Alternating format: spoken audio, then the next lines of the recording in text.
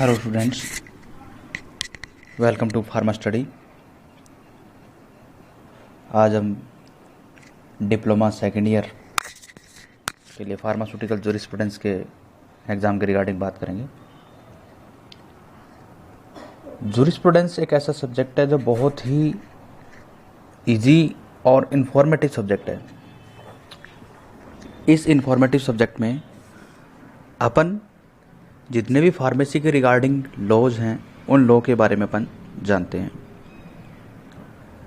तो बहुत ही इजी और बेसिक कंसेप्ट के साथ अपन इस क्वेश्चन पेपर को क्लियर करेंगे और बहुत ही सिस्टमिक तरीके से इसको करेंगे। एक एक चीज़ ध्यान से और आराम से सुनिएगा ताकि आपके हर एक कंसेप्ट क्लियर हो सके। फर्स्ट क्वेश्चन अपना A part, describe the power of drug inspector. Drug inspector की पावर क्या है? अब इसमें देखिए ड्रग इंस्पेक्टर की पावर क्या होती है। जैसे कि आप जानते हो, ड्रग इंस्पेक्टर होता है वो सेंट्रल और स्टेट गवर्नमेंट के द्वारा एक ऑथराइज पर्सन होता है, वो एक गजेटेड ऑफिसर होता है और जिसको अपॉइंट किया जाता है अंडर सेक्शन 21 के अंदर, और ये पब्लिक का सर्वेंट होता है। इसको भी अपन इंडियन पेनल कोड एक्ट के सेक्शन 21 के अकॉर्डिंग इसको कंसिडर करते हैं। अब ड्रग इंस्पेक्टर के लिए क्वालिफिकेशन क्या होनी चाहिए? ग्रेजुएट होनी चाहिए फार्मेसी में, या फार्मास्यूटिकल साइंस के अंदर क्या होनी चाहिए, इसकी स्पेशलाइजेशन होना चाहिए, या क्लिनिकल फार्माकोलॉजी या माइक्रोबायोलॉजी के अंदर इसकी क्वालिफिकेशन होनी चाहिए, वो भी रिकॉग्नाइज यूनिवर्सिटी से। और उसके साथ साथ क्या होना चाहिए, इसको 18 मंथ का एक्सपीरियंस होना चाहिए शेड्यूल सी और C1 ड्रग का। तो इस तरह से क्या है इसका, और एक एक्सपीरियंस और भी हो सकता है, 3 इयर्स का एक्सपीरियंस होना चाहिए उसका मैन्युफैक्चरिंग फर्म के इंस्पेक्शन का।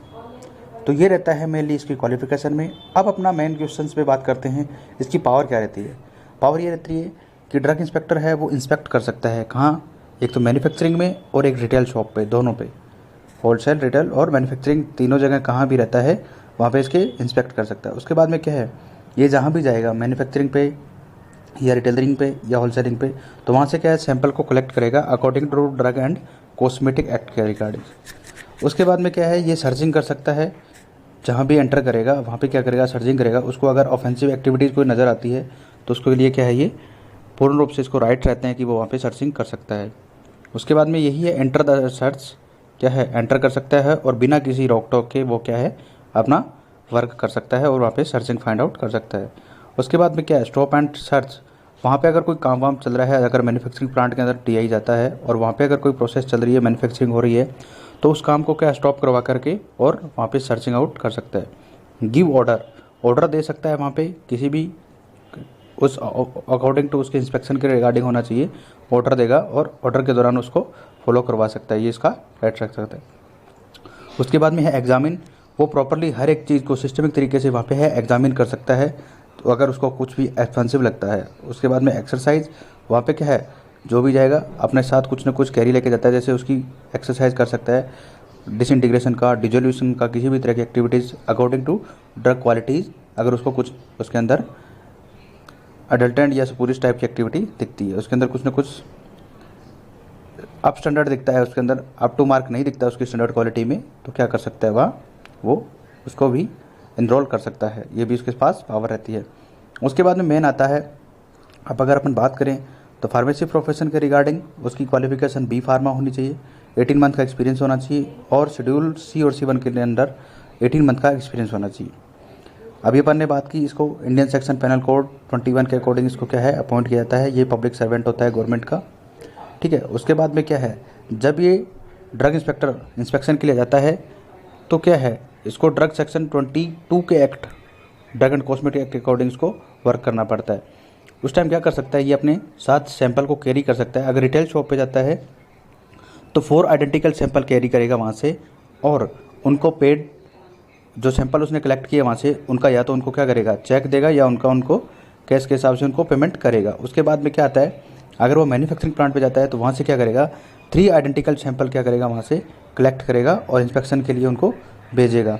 अब क्या रहता है कि जब रिटेलर शॉप पे जाता है तो साल में 1 बार इंस्पेक्शन के लिए जा सकता है और मैन्युफैक्चरिंग में साल में 2 बार इंस्पेक्शन के लिए जा सकता है। और उसके बाद में अगर कोई पर्सन DI को अपनी ड्यूटी करने से रोकता है तो उसको क्या रहता है 6 मंथ का प्रिजमेंट और 1000 रुपये का फ़ाइन अथवा दोनों भी हो सकते हैं। ये रहता है अपना फार्मासिस्ट की पावर का। उसके बाद में छोटी सी एक चीज़ और जान लेते हैं। जब वो इंस्पेक्शन के लिए जाता है तो कुछ एक इंस्पेक्शन फॉर्म भरता है। उसके अंदर 3 फॉर्म भरे जाते हैं, form number 16, form number 17, form number 18। Form number 16 होता है, इसमें क्या करता है, प्रोडक्ट अगर उसने कोई सीज किया है तो उसके रिगार्डिंग उसकी इन्फॉर्मेशन फिल करेगा। उसके बाद में फॉर्म नंबर 17 है, वो उसके अंदर जो भी डाटा लिया है उसने, जो उसने सैंपल लिया है, उस कंसर्न सैंपल के रिगार्डिंग उसमें अंदर डाटा है वो सैंपलिंग करेगा कि वो कहाँ से ले रहा है। उसके बाद में फॉर्म नंबर 18 के साथ जो सैंपल लिया है, फॉर्म नंबर 18 और सैंपल दोनों क्या करेगा, गवर्नमेंट लेबोरेटरी होती है जहाँ पे क्या होती है ड्रग की टेस्टिंग होती है, वहाँ पे इसको फॉरवर्ड करेगा। और अगर रिपोर्ट है, उस रिपोर्ट का क्या है कंसर्न डिपार्टमेंट, अब वो गवर्नमेंट एनालिस्ट होगा, वहाँ गवर्नमेंट एनालिस्ट उसको क्या करेगा, उस रिपोर्ट को जो भी रहेगी, पॉजिटिव है नेगेटिव है, जो भी रिपोर्ट होगी, और जिस कंसर्न डिपार्टमेंट ने उससे मांगी है, जैसे DI ने मांगी है तो DI को वो फॉरवर्ड करेगा। तो इस तरह से क्या अपना ड्रग इंस्पेक्टर की पावर के रिगार्डिंग अगर कोई क्वेश्चन आता है तो ये इस तरह से अपन लिखेंगे और बहुत शानदार तरीके से अपना ये क्वेश्चन कवर अप होता है। अब अपना फर्स्ट का बी पार्ट आता है, discuss the registration of pharmacist under the pharmacy act. Pharmacist का रजिस्ट्रेशन के रिगार्डिंग डिस्कशन करना है और वो भी फार्मेसी एक्ट के अकॉर्डिंग्स। कैसे करेंगे रजिस्ट्रेशन, इस तरह से कुछ प्रोसेस रहती है। सबसे पहले क्या है, फार्मासिस्ट के रजिस्ट्रेशन के लिए मिनिमम क्वालिफिकेशन चाहिए, उसकी D फार्मा होनी चाहिए, और वो भी कहाँ से, उसकी PCI अप्रूव्ड कॉलेज से, फार्मेसी काउंसिल ऑफ इंडिया के अकॉर्डिंग जो कॉलेज अप्रूव किए जाते हैं उस कॉलेज से उसकी क्या होनी चाहिए, D फार्मा होनी चाहिए। उसके बाद में क्या है, D फार्मा के बाद में उसकी 500 आवर्स 500 घंटे की ट्रेनिंग होगी उसकी, किसकी, डिप्लोमा बेसिस पे उसकी ट्रेनिंग होगी किसी मेडिकल स्टोर पे मिनिमम 3 मंथ के लिए, और उसमें से वो 250 आवर्स किसके लिए लगाएगा, डिस्पेंसिंग के लिए लगाएगा। एक्चुअल टाइमिंग का उसका 500 में से 250 घंटे है वो डिस्पेंसिंग के लिए लगेंगे। उसके बाद में क्या है, इसकी मिनिमम एज क्या होनी चाहिए, 18 ईयर और 16 ईयर दोनों ही डिसाइडेड है। मिनिमम 18 साल होनी चाहिए और 16 साल भी हो तो भी हो जाता है। उसके बाद में क्या है, जब इसका रजिस्ट्रेशन होता है तो उस रजिस्ट्रेशन के अकॉर्डिंग्स इसका नाम क्या होता है, सबसे पहले प्राइमरी रजिस्टर के अंदर एंटर होता है। प्राइमरी रजिस्टर होता है आपका स्टेट फार्मेसी काउंसिल का, अपना जो स्टेट फार्मेसी काउंसिल राजस्थान का है, उस स्टेट फार्मेसी काउंसिल का सबसे पहला रजिस्ट्रेशन उसके अंदर उसकी एंट्री होगी, वहाँ से वो रजिस्टर्ड होगा। उसके बाद में क्या है, सेकंड एंट्री होती है, सेकंड रजिस्टर भी बोलते हैं या उसको सेकेंडरी एंट्री भी बोल देते हैं, सेकेंडरी रजिस्टर भी बोल देते हैं। वो सेकेंडरी रजिस्टर होता है फार्मेसी काउंसिल ऑफ इंडिया का। इसके अंदर क्या रहता है कि आपका रजिस्ट्रेशन है वो फार्मेसी काउंसिल में जाता है हर महीने, हर ईयर के 31 मार्च तक जितने रजिस्ट्रेशन हो जाते हैं उनका ब्यौरा सबका सब 1 अप्रैल के बाद में, पिछले ईयर का कंप्लीट 1 अप्रैल के बाद, और फार्मेसी काउंसिल ऑफ इंडिया को जाता है। तो इस तरह से क्या रहता है, अपना मिनिमम क्वालिफिकेशन क्या चाहिए, डिप्लोमा चाहिए, कितने घंटे की ट्रेनिंग चाहिए, मिनिमम एज क्या होनी चाहिए, और उसके साथ कौन सा है जो इसके अंदर फर्स्ट रजिस्ट्रेशन के अंदर एंट्री करता है, कौन सा उसके फर्स्ट रजिस्ट्रेशन की रिमूवल करता है, सारी की सारी प्रोसेस है वो किसके अंडर में आएगी, आपके इसके PCI के फार्मेसी काउंसिल ऑफ इंडिया के अंडर में आती है। तो इस तरह से अपन इस क्वेश्चन को अटैम्प्ट करेंगे और इजीली अपना क्वेश्चन अटैम्प्ट हो जाएगा और परफेक्ट क्वेश्चन होगा ये।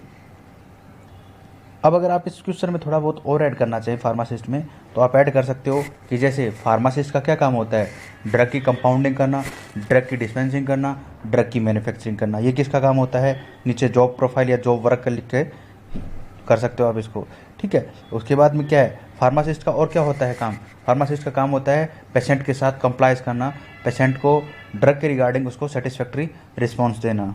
और क्या काम होता है फार्मासिस्ट का, जब वो पेशेंट के साथ कंप्लाइंस करेगा तो उस कंप्लाइंस के अंदर पेशेंट से बिल्कुल और सिंपल और इजी लैंग्वेज में टॉक करेगा ताकि वो उसके साथ इजीली पेशेंट को सेटिस्फाई कर सके। तो इस तरह के कुछ एक फ़र्क भी अपन उसके दौरान लिख सकते हैं। तो अपना ये फार्मेसी के एक्ट के रिगार्डिंग्स, फार्मेसी एक्ट 1948 के रिगार्डिंग्स रजिस्ट्रेशन की प्रोसेस का क्वेश्चन है वो कंप्लीट होता है। अब अपन दूसरे क्वेश्चन पे चलते हैं। Describe the provision relating to manufacturer और dutiable goods under as per MTP medical termination pregnancy act. इसके अकॉर्डिंग अपने को क्या करना है, इसका medical and toilet preparation, medical and toilet preparation के हिसाब से अपने को क्या करना है, इस गुड्स के बारे में बताना है। तो जानते हैं कैसे करेंगे। सबसे पहले तो आपको कंफ्यूज नहीं होना है, ये MTP 1955 है ना कि 1995, 1995 नहीं है, 1955 है। अब जानते हैं मेडिकल टॉयलेट प्रिपरेशन है क्या। मेडिकल एंड टॉयलेट प्रिपरेशन सबसे पहले 1955 में आया था और लागू ये 1957 में हुआ था, इनफोर्स्ड हुआ था 1957 में, 1957 में। अब medical and toilet preparation upon use क्यों करते हैं? मेडिकल एंड टॉयलेट प्रिपरेशन है, इसका मतलब क्या है, आपकी जितनी भी टॉपिकल मतलब स्किन के ऊपर कॉस्मेटिक्स वगैरह है, या ओरली या एंजाइम या पिसेसरी या डायग्नोस्टिक है, जो किसके लिए काम में है, ट्रीटमेंट के लिए काम में है, उनके अंदर क्या हो, अल्कोहल की कंजप्शंस हो कहीं ना कहीं, ठीक है, तो किस में आएंगे, आपके मेडिकल एंड टॉयलेट प्रिपरेशन में आएंगे। मतलब आप कॉस्मेटिक सौंदर्य प्रसाधन की जितनी भी यूनिट्स यूज़ कर रहे हो आप, चाहे वो आपकी स्किन अपीयरेंस के लिए है, चाहे आपको वो हेयर प्रोडक्ट है, चाहे वो आपके परफ्यूम्स है या डिओड्रेंट्स है, वो सब किस में आते हैं, टॉयलेट प्रिपरेशन में आते हैं।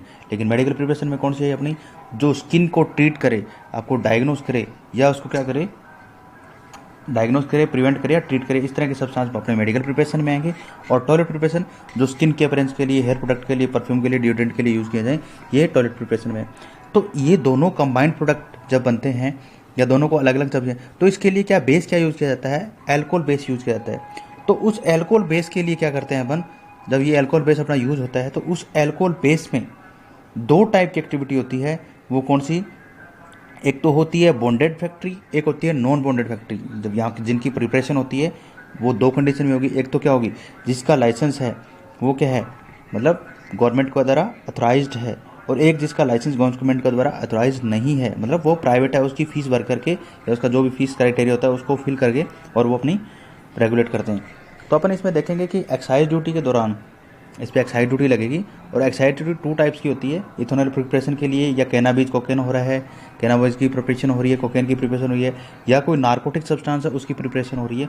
तो दो टाइप की एक्साइज ड्यूटी लगेगी, एक तो बॉन्डेड टाइप की और एक नॉन बॉन्डेड टाइप की। बॉन्डेड फैक्ट्री में क्या रहता है, इसके अंदर एक्साइज इंस्पेक्टर होता है, वो एनी टाइम प्रेजेंट होता है, मतलब वो वहीं रहेगा और उसकी देख रेख में जो भी प्रिपरेशन होनी है वो सारी की सारी प्रिपरेशन इसके दौरान होगी। दोबारा देखिए, एक बार फिर बता रहा हूँ मैं, इथेनॉल प्रिपरेशन और नार्कोटिक प्रिपरेशन है वो मेडिकल एंड टॉयलेट प्रिपरेशन में यूज़ की जाती है। इसके लिए दो टाइप की एक्साइज ड्यूटी लगती है, एक बॉन्डेड टाइप की, एक नॉन बॉन्डेड टाइप की। बॉन्डेड टाइप के अंदर क्या रहता है कि आपका एक्साइज इंस्पेक्टर होता है, वो एनी टाइम वहीं पे ड्यूटी करता है, ये गवर्नमेंट की होती है। और जो नॉन बॉन्डेड है ये डे और नाइट टाइम चलेगी, क्योंकि ये गवर्नमेंट की है, इसके अंदर कुछ एक्टिविटी नहीं रहती। उसके बाद में नॉन बॉन्डेड फैक्ट्री, अब नॉन बॉन्डेड फैक्ट्री के अंदर क्या रहता है, ओनली ये डे टाइम चलेगी। फर्स्ट ऑफ ऑल क्या चलेगी, डे टाइम चलेगी। और जो ड्रग इंस्पेक्टर या जो भी इंस्पेक्शन के लिए कोई इंस्पेक्टर वगैरह आता है, वो मंथ में एक बार उसकी विजिट के लिए आएगा। तो ये क्या होगा आपका मेडिकल एंड टॉयलेट प्रिपरेशन के अंदर बॉन्डिंग और नॉन बॉन्डिंग के अंदर क्वेश्चन अगर आता है तो ये भी आप कर सकते हो। उसके बाद में क्या है, इसके लिए पर्टिकुलर डिपार्टमेंट के रिगार्डिंग्स क्या आता है, एक एक्साइज इंस्पेक्टर अपॉइंट होता है। वो एक्साइज इंस्पेक्टर किसके द्वारा अपॉइंट किया जाता है, एक्साइज कमिश्नर के द्वारा। और एक्साइज कमिश्नर और एक्साइज इंस्पेक्टर ये किसके अंडर में आते हैं, एक एक्साइज डिपार्टमेंट होता है, उसके अंडर में ये सब लोग आते हैं। तो इस तरह से क्या आपका मेडिकल एंड टॉयलेट प्रिपरेशन के रिगार्डिंग अगर क्वेश्चन आता है तो आप इजीली और कंसेप्टिव वाइज आप इसको कर सकते हो। उसके बाद में हल्का फुल्का आप इसके अंदर क्या है, एनडीपीएस के बारे में बता सकते हो, ठीक है, नार्कोटिक ड्रग एंड साइकोट्रिक सब्सटेंसेस के बारे में, ठीक है, उसमें क्या है, बारबिटूरेट्स है, नॉन बारबिटूरेट्स है, डाइजिपाम है, हीरोइन है, कोकेन है, लाइसर्जिक एसिड डेरिवेटिव्स है। तो इसके बारे में बता करके आप इस क्वेश्चन को अच्छे से और इजीली अटेम्प्ट कर सकते हो। इस तरह से आपका क्वेश्चन बहुत ही सिस्टमिक तरीके से, और ये जितनी चीज़ें बताई गई इतनी चीज़ें लिख देते हो तो आप परफेक्टली आपका क्वेश्चन कंप्लीट हो जाता है। अब अपना अगला क्वेश्चन आता है, describe the constitution and function of PCI. देखिए मैं आपको एक एक पॉइंट और अच्छे से शानदार तरीके से बताने की कोशिश करूँगा, इस पॉइंट्स पे ध्यान दीजिएगा। सबसे पहले क्या है, फार्मेसी एक्ट है, फार्मेसी काउंसिल ऑफ इंडिया है। फार्मेसी एक्ट आया कब था, फार्मेसी एक्ट आया था 1948 के अंदर फार्मेसी एक्ट आया। तो उसके दौरान क्या हुआ कि इसका पीसीआई का कॉन्स्टिट्यूशन हुआ। पीसीआई का कॉन्स्टिट्यूशन होने के बाद के इसके अंदर जो इन्वॉल्वमेंट थी वो सारी की सारी क्या है, सेंट्रल गवर्नमेंट करता था। उसका कॉन्स्टिट्यूशन करना है वो भी सेंट्रल गवर्नमेंट करती थी। अब क्या, जब फार्मेसी एक्ट आया 1948 के अंदर, तो इसके अंदर क्या हुआ, उस टाइम जब इसका डिस्क्रिप्शन किया गया, उसके अंदर पूरी उसकी कार्यकारिणी का सिस्टम किया गया, तो उसमें क्या किया गया कि 5 चैप्टर उसके अंदर रखे गए थे और 46 सेक्शन उसके अंदर रखे गए थे अकॉर्डिंग टू फार्मेसी एक्ट 1948 के अकॉर्डिंग, ठीक है। उसके अंदर क्या हुआ, जब पहला चैप्टर था उस पहले चैप्टर में अपने लिखा गया था कॉन्स्टिट्यूशन ऑफ पीसीआई, मतलब पीसीआई का कॉन्स्टिट्यूशन किसके द्वारा होता है, स्टेट गवर्नमेंट के द्वारा, और स्टेट फार्मेसी का एसपीसी का स्टेट फार्मेसी काउंसिल का किसके द्वारा होता है, स्टेट के द्वारा। तो मतलब अपने पीसीआई है, पीसीआई का किसके द्वारा होगा, सेंट्रल गवर्नमेंट के द्वारा इसका होगा। उसके बाद में चैप्टर 2 आया था, तो चैप्टर 2 में क्या किया गया था इसका रेगुलेशन किया गया था। किसका रेगुलेशन? जो उसकी क्वालिफिकेशन है, मिली क्वालिफिकेशन रजिस्ट्रेशन के लिए डिसाइड की गई थी, और फार्मासिस्ट का रजिस्ट्रेशन है उसके रिगार्डिंग चैप्टर 2 में डिस्कशन किया गया, और अभी भी आज भी यही है। उसके बाद में चैप्टर 3 है। चैप्टर 3 में यह रखा गया कि registration of the pharmacist by state pharmacy council. State pharmacy council है, उसके द्वारा फार्मासिस्ट का रजिस्ट्रेशन के रिगार्डिंग बातें हुई थी, वो फार्मेसी एक्ट के, वो चैप्टर 3 में हुई थी। उसके बाद में चैप्टर 4 है, उसके अंदर हुआ था regulatory control of pharmacy profession. ठीक है, उसकी कॉलेज इंस्पेक्शंस वगैरह की एक्टिविटीज है वो सारी की सारी किसमें हुई थी? आपके फार्मेसी रेगुलेशन एक्ट के अंदर हुई थी, और चैप्टर 4 में। उसके बाद में चैप्टर 5 आता है। इसके अंदर क्या हुआ था? Dispensing only by registered pharmacist. Chapter 5 है जो फार्मेसी एक्ट का, उसके अंदर लिखा हुआ है कि ड्रग है वो ओनली फार्मासिस्ट ही डिस्पेंस कर सकता है, इसके दौरान इसके अंदर लिखा हुआ है। उसके बाद में अपन मेन मुद्दे पे आते हैं। तो अपना क्वेश्चन है पीसीआई का। तो पीसीआई का मेन क्वेश्चन इसमें क्या है? ये क्यों किया गया था? पीसीआई की कॉन्स्टिट्यूशन क्यों हुई थी? पीसीआई का कॉन्स्टिट्यूशन इसलिए हुआ था कि फार्मेसी के रिगार्डिंग जितने भी प्रोफेशनल की एक्टिविटीज़ है उनको रेगुलेट करने के लिए क्या हुआ था? इसका मेन ऑब्जेक्टिव था रेगुलेशन करना। किसका? फार्मेसी की एक्टिविटी जितनी भी हो रही है उनका सबका रेगुलेशन करना किसके अंडर में? पीसीआई के अंडर में, फार्मेसी एक्ट के अंडर में। ठीक है, अब पीसीआई है, पीसीआई किसके द्वारा किया जाता है? सेंट्रल काउंसिल के द्वारा किया जाता है, सेंट्रल गवर्नमेंट के द्वारा किया जाता है। सेंट्रल काउंसिल इसको क्या करेगी? कॉन्स्टिट्यूट करेगी। हर 5 साल में पीसीआई का कॉन्स्टिट्यूशन होता है। ठीक है, और किसके द्वारा किया जाता है? स्टेट गवर्नमेंट के द्वारा किया जाता है। और किस एक्ट के थ्रू किया जाता है? फार्मेसी एक्ट के थ्रू किया जाता है। अब इसमें क्या रहते हैं कि 3 टाइप के मेंबर रहते हैं। 3 टाइप के मेंबर कौन कौन से? एक तो होते हैं इलेक्टेड मेंबर, वो होते हैं 8। ठीक है, उसके बाद होते हैं नॉमिनेटेड मेंबर, वो होते हैं 9। उसके बाद आते हैं आपके एक्स ऑफिशियो मेंबर, वो होते हैं 3। ये आप रट लीजिएगा। पीसीआई के रिगार्डिंग अगर आपका कोई भी क्वेश्चन पुट होता है तो आप उसमें यही चीज़ें डालेंगे तो आपका बेस्ट एफर्ट जाएगा। उसके बाद में क्या रहता है? इलेक्टेड के अंदर आते हैं 8 मेंबर। 6 मेंबर होते हैं यूजीसी के, 1 मेंबर होता है मेडिकल काउंसिल ऑफ इंडिया का, और 1 मेंबर होता है फार्मासिस्ट, वो किसका होता है? स्टेट फार्मेसी काउंसिल का। उसके बाद में नॉमिनेटेड मेंबर आते हैं जिसमें 6 फार्मासिस्ट होते हैं, स्टूडेंट फार्मासिस्ट, और 2 होते हैं, एक एआईसीटी का मेंबर और एक यूजीसी का मेंबर। और उसके बाद में नॉमिनेटेड में एक रहता है, वो होता है स्टेट गवर्नमेंट फार्मासिस्ट का पर्सन। उसके बाद में एक्स ऑफिशियो पर्सन आते हैं। एक्स ऑफिशियो पर्सन में आता है director general of health and director general of एच&सी का आता है, और दूसरा आता है सेंट्रल ड्रग लेबोरेटरी का। सेंट्रल ड्रग लेबोरेटरी कहाँ है? कोलकाता का। उसका पर्सन एक पीसीआई के अंदर एक्स ऑफिशियो पर्सन के लिए इनरोल करता है। और उसके बाद में आता है आपका ड्रग कंट्रोलर ऑफ इंडिया, जिसे बोलते हैं डीसीजीआई। नॉर्मली जब ड्रग की फॉर्मुलेशन होती है तो इसके द्वारा क्या किया जाता है? अप्रूव किया जाता है। तो ये सारी की सारी चीज़ें क्या है अपन फार्मेसी काउंसिल ऑफ इंडिया के दौरान अपन डाल सकते हैं। उसके बाद में क्या है? फार्मेसी काउंसिल ऑफ इंडिया का मेन पर्पज़ क्या है? क्या करता है वो? अब मेन इसके रोल क्या रहेंगे? जो आपका 1991 के रिगार्डिंग्स 1991 में जो एजुकेशन के रिगार्डिंग जो एजुकेशन रेगुलेशन एक्ट आया है उसको क्या करता है? प्रिपेयर करता है। कौन करता है? पीसीआई करता है, वो भी सेंट्रल गवर्नमेंट की अप्रूवल के बाद में। ठीक है, अप्रूवल कौन देगा इसको? सेंट्रल गवर्नमेंट देगा। एजुकेशन रेगुलेशन की एक्टिविटीज़ हो रही है, ये मतलब कितनी क्वालिफिकेशन है, उसकी सीटें क्या रखनी है, फार्मेसी में डिप्लोमा में कितनी सीटें रखनी है, ठीक है, उसके लिए क्या सिलेबस होना चाहिए, क्या एक्टिविटीज होनी चाहिए, वो सब के सब डिसाइड कौन करता है? आपकी पीसीआई करता है। पीसीआई के दौरान कौन करता है? आपका एजुकेशन रेगुलेशन एक्ट के द्वारा वो सब डिसाइडेड होती है, और उसको अप्रूव करता है बाद में सेंट्रल गवर्नमेंट। इसके बाद में आता है अपना approval of course and examination.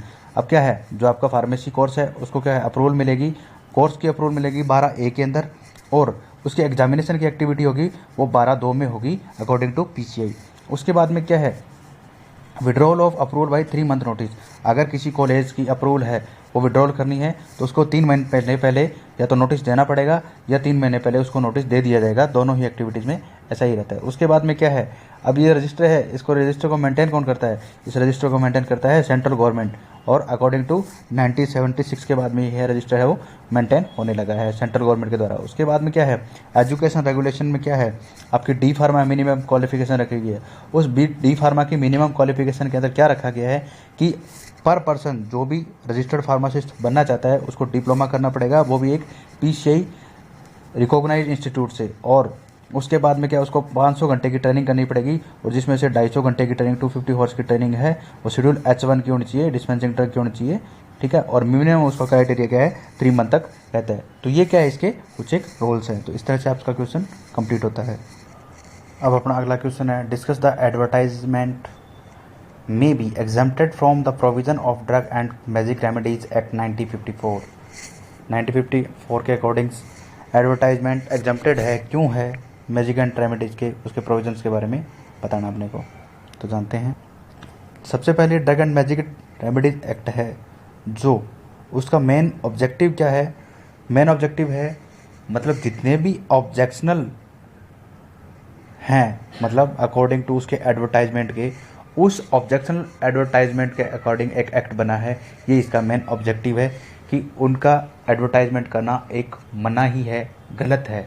ठीक है, जैसे अब ड्रग एंड मैजिक रेमेडीज में केस के लिए मनाही है वो अपन जानते हैं। सबसे पहले ये जानिए कि ये आया था रूल 1954 के अंदर आया था और इन्फोर्स हुआ था 1 अप्रैल 1955 में।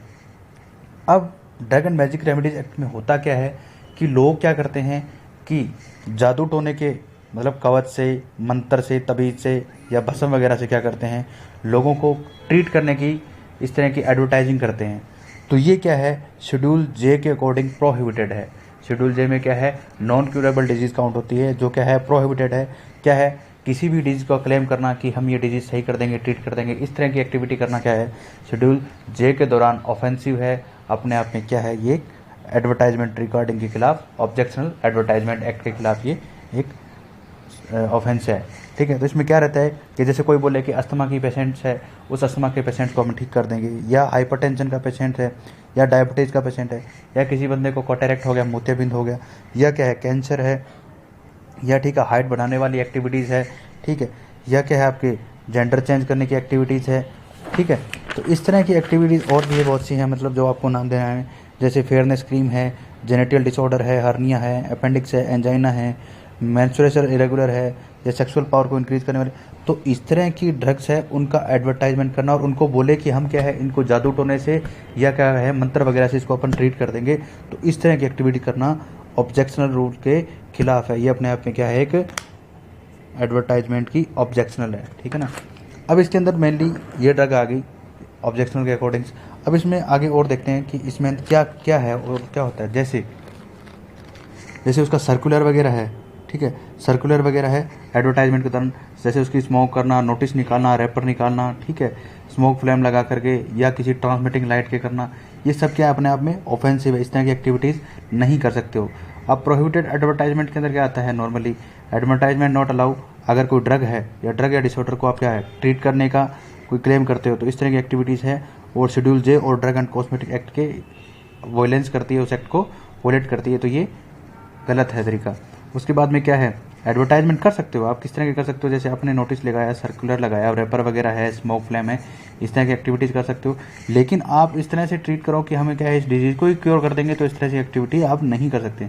उसके बाद में क्या है, एडवर्टाइजमेंट दैट क्लेट, जो मेंस्ट्रुअल डिसऑर्डर को क्या करे क्लेम करे, उस तरह के अलाउड नहीं है। उसके बाद में क्या है, आपका मिसकैरेज वगैरह की एक्टिविटी है, या सेक्सुअल पावर वगैरह है उसको, या प्लेजर वगैरह उसको बढ़ाने की एक्टिविटी है, तो इस तरह की क्या है सब ये अजम्पशन है। उसके बाद में क्या है, आप कोई फॉल्स इन्फॉर्मेशन दे रहे हो, फॉल्स इन्फॉर्मेशन दे करके और ड्रग के बारे में क्या है उसको ट्रीट करने की एक्टिविटी कर रहे हो, तो ये भी क्या है अपने आप में ऑफेंसिव है, रूल की वॉयलेंस है। उसके बाद में क्या है, अलाउड एग्जम्प्टेड एडवर्टाइजमेंट्स कौन से होंगे, advertisement, leaflet, literature with the packaging of drug, ठीक है, इस तरह से आप कर सकते हो। उसके बाद में क्या है, displayed on the premises of RMP, आप क्या है जो रजिस्टर्ड मेडिकल प्रैक्टिशनर उसको क्या कर सकते हो, आप वहाँ पे कुछ ना कुछ एडवर्टाइजिंग वगैरह एक्टिविटी कर सकते हो। उसके बाद में क्या है, कॉन्फिडेंटली सेंड टू आरएमपी और हेल्थ प्रोफेशनल्स, आप क्या है कोई भी एडवर्टाइजमेंट है वो आप कॉन्फिडेंशियली क्या है आप सेंड कर सकते हो हेल्थ डिपार्टमेंट को, हेल्थ प्रोफेशन के किसी पर्सन को, या आपका जो रजिस्टर्ड मेडिकल प्रैक्टिशनर मतलब डॉक्टर होता है उसको। उस पे के बाद में क्या है, after permission of government advertisement कर सकते हो, अगर आपको गवर्नमेंट की परमिशन मिल जाती है तो आप एडवर्टाइजमेंट कर सकते हो। उसके बाद में क्या, advertisement by government public sale grant, अगर गवर्नमेंट क्या है उसको पब्लिक सेल में ग्रांट करने की अनुमति देती है तो आप उसका एडवर्टाइजमेंट कर सकते हो। उसके बाद में क्या है, advertisement in medical and scientific journals, अब क्या है अगर आपको एडवर्टाइजमेंट करना है तो आप कोई मेडिकल और साइंटिफिक जर्नल्स वगैरह आते हैं उसके अंदर आप क्या है उसको एडवर्टाइज कर सकते हो। इस तरह से आपको पता चला कि एडवर्टाइजमेंट किस में कर सकते हैं और किस में नहीं कर सकते हैं। तो दोनों चीज़ों के बारे में लिखेंगे, डॉक्टर के द्वारा आप कर सकते हो, ठीक है, डिस्प्लेड वगैरह लगा सकते हो उसके डॉक्टर के चैम्बर में, कैबिन में, या कोई हेल्थ प्रोफेशन का बंदा है उसको भेज सकते हो, गवर्नमेंट से पहले परमिशन ले सकते हो, ठीक है, तो या कोई साइंटिफिक जनरल कोई आते हैं तो उसके अंदर आप निकाल सकते हो। बाकी तरह की एक्टिविटीज आप कर रहे हो और वो क्या करे, डिजीज़ को क्या करे अकॉर्डिंग टू शेड्यूल जे के अंडर में कोशिश करें उसको, भाई हम नॉन क्यूरेबल डिजीज है उसको ट्रीट करने की कोशिश करें, तो वो क्या अपने आप में ऑफेंसिव है, रूल का वायलेंस है शेड्यूल जे और ड्रग एंड कॉस्मेटिक एक्ट का। तो इस तरह से क्या आपका ये क्वेश्चन कंप्लीट होता है। अब अगला क्वेश्चन आता है अपना, discuss the medical termination pregnancy act 1971। सबसे पहले क्या है अपने को medical and termination pregnancy act है वो कब आया था, 1971 में आया था। सबसे पहले ये लिखना है अपने को। उसके बाद में क्या है, ये इन्फोर्स में हुआ था 1975 में, अब इसके रूल्स वगैरह लागू होकर के इन्फोर्स हुआ था।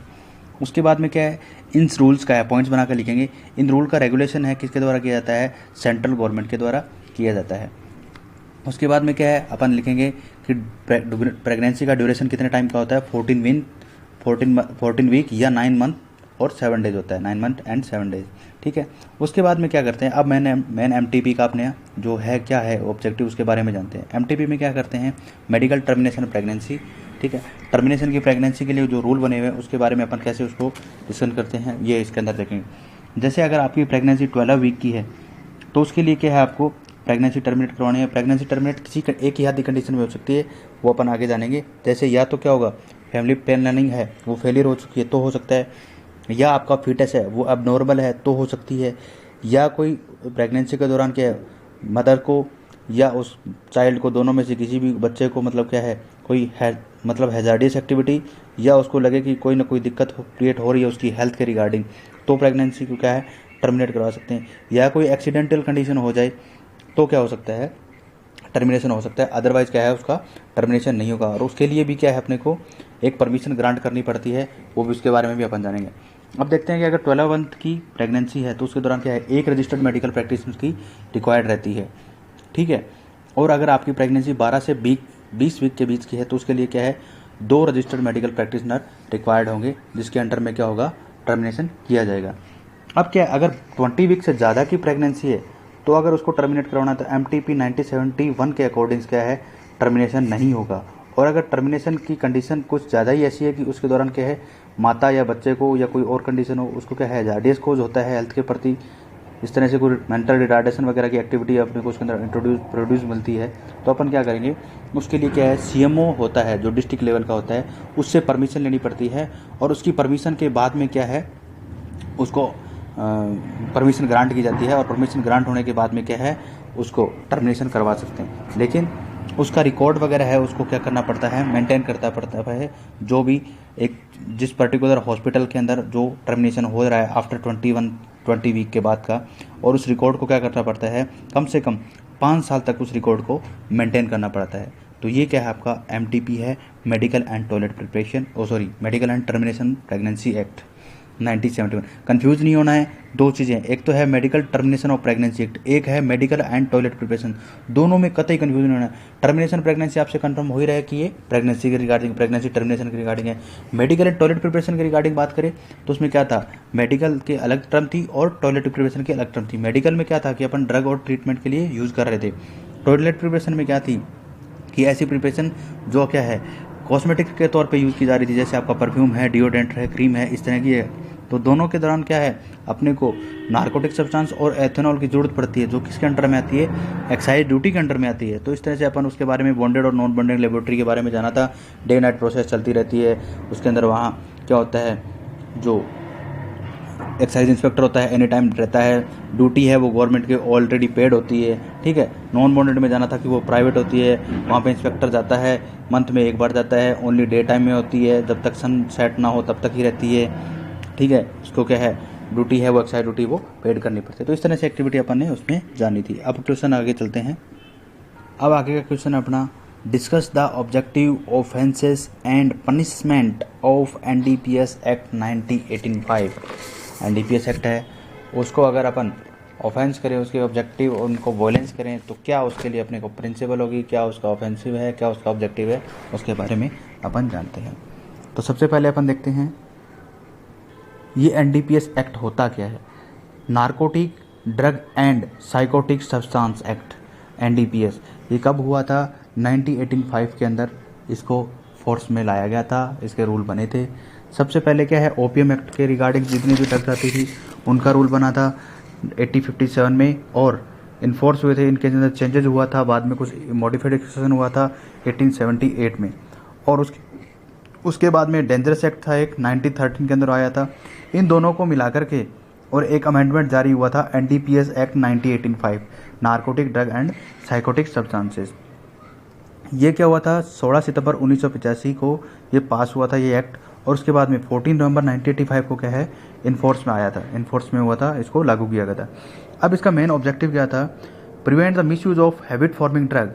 जो हैबिट फॉर्मिंग ड्रग्स है जैसे आपकी कोकेन है, ओपियम है, इनको क्या किया जाए, प्रिवेंट किया जाए, इसके मिस यूज़ को प्रिवेंट किया जाए। मतलब जो हैबिचुअल हो जाते हैं, ठीक है, डिजीज़ को ट्रीट करने के लिए आप काम में ले रहे हो, ठीक है, लेकिन पेशेंट क्या करते हैं, इसको मिस यूज़ करने लग जाते हैं। उस मिस यूज़ को रोकने के लिए क्या किया गया था, NDPS एक्ट को लागू किया गया था, NDPS एक्ट आया था। इसके अंदर कौन कौन सी ड्रग आती है, आपकी नार्कोटिक ड्रग है और साइकोट्रोपिक सब्सटेंसेस है, जो क्या करते हैं, आपकी एडिक्शन की टेंडेंसी होती है उसको बढ़ाते हैं, यूफोरिया की कंडीशन क्या करते हैं, कोज करते हैं, जिससे क्या है, ड्रग एडिक्शन होता रहेगा और ड्रग का क्या हो जाएगा, पर्सन आदी हो जाएगा और डोज अपनी बढ़ाता रहेगा।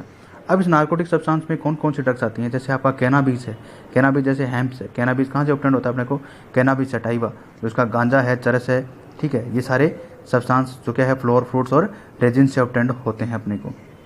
ये क्या होता है, फीमेल का अनफर्टिलाइज प्लांट है, उसको अपन यूज़ करके क्या करते हैं, बनाते हैं। इसके अंदर क्या है, भांग को इंक्लूड नहीं किया जाता। उसके बाद में आता है अपना ओपियम, वो भी क्या है, नार्कोटिक सब्सटेंस के अंडर में ही आता है।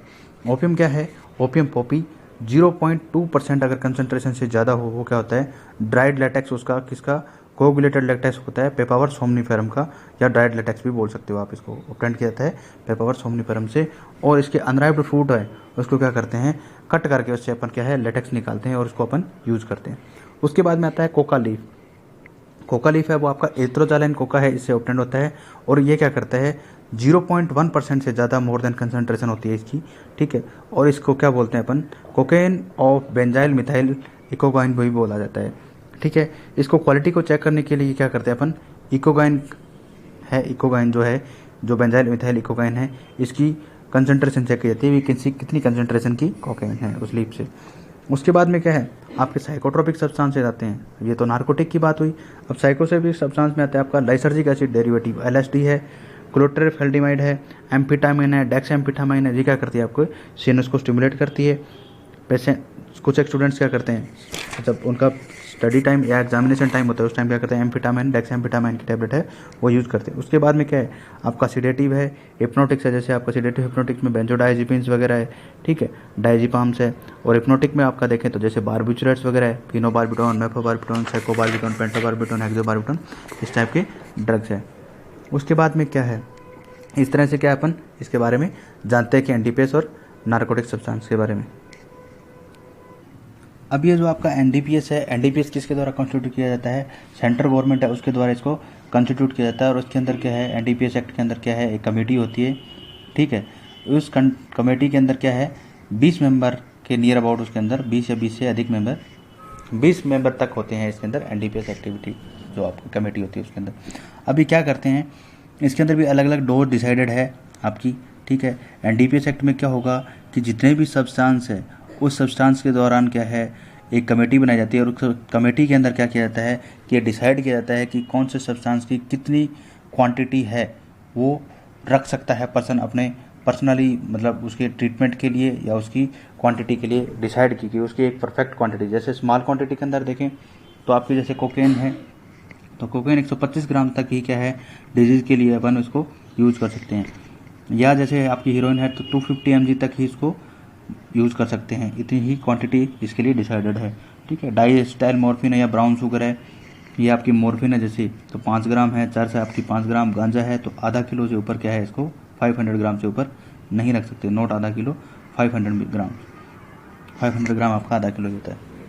उसके बाद में आता है इलेक्ट्रॉफिक। इलेक्ट्रॉफिक के अंदर क्या आता है, ऐसे सब्सटेंस जो क्या है, कल्टीवेशन जिनका करना, कैसे करेंगे, जैसे आप कल्टीवेशन हो रहा है, कोकेन, ओपियम, पॉपी जिसका क्या कल्टीवेशन हो रहा है, ये क्या है, फर्स्ट ऑफ ऑल प्रोहिबिशन है, ये इलेक्ट्रॉफिक के अंदर आते हैं। इनको आप कल्टीवेशन नहीं कर सकते हो, लेकिन इनकी कल्टीवेशन होती है किसके अंडर में होती है, गवर्नमेंट के अंडर में होती है, ठीक है।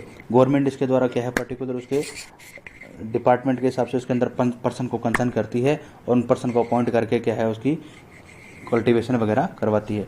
अब इसकी मैन्युफैक्चरिंग प्रोसेस क्या रहती है कि जैसे ही आपका क्या है, ड्रग है वो ट्रांसपोर्ट की जाती है या स्टोर की जाती है, तो ये क्या है, पर्सनल पर्पज़ के लिए, एक फिक्स पर्सनल पर्पज़ के लिए की जाती है। अब इसमें क्या है, पर्सनल पर्पज़ के लिए करना क्या है, अपने आप में प्रोहिबिटेड है अकॉर्डिंग टू सेंट्रल गवर्नमेंट और नारकोटिक कमीशन के हिसाब से। अब क्या है, इसके अंदर कल्टीवेशन और इसकी प्रोसेस होती है, उसके लिए क्या है, अलग अलग डिपार्टमेंट बने हुए हैं। जैसे क्या है, जो आपका NDPS डिपार्टमेंट है उसके अंदर क्या होता है, सबसे पहले हेड पोजीशन पे कौन होता है, कमिश्नर होता है, जो क्या किया जाता है, सेंट्रल गवर्नमेंट के द्वारा उसको अपॉइंट किया जाता है। उसके बाद में क्या है, आपका नारकोटिक इंस्पेक्टर है, नारकोटिक ऑफिसर है या डिस्ट्रिक्ट नारकोटिक ऑफिसर है। ये क्या करते हैं, ये फार्मर्स होते हैं, उन फार्मर्स को क्या करते हैं, लाइसेंस प्रोवाइड करते हैं कल्टीवेशन के लिए, ठीक है। उसके बाद में क्या है, जब कल्टीवेशन हो जाएगा तो उसकी कल्टीवेशन को कलेक्ट करने के लिए एक लंबरदार अपॉइंट होता है।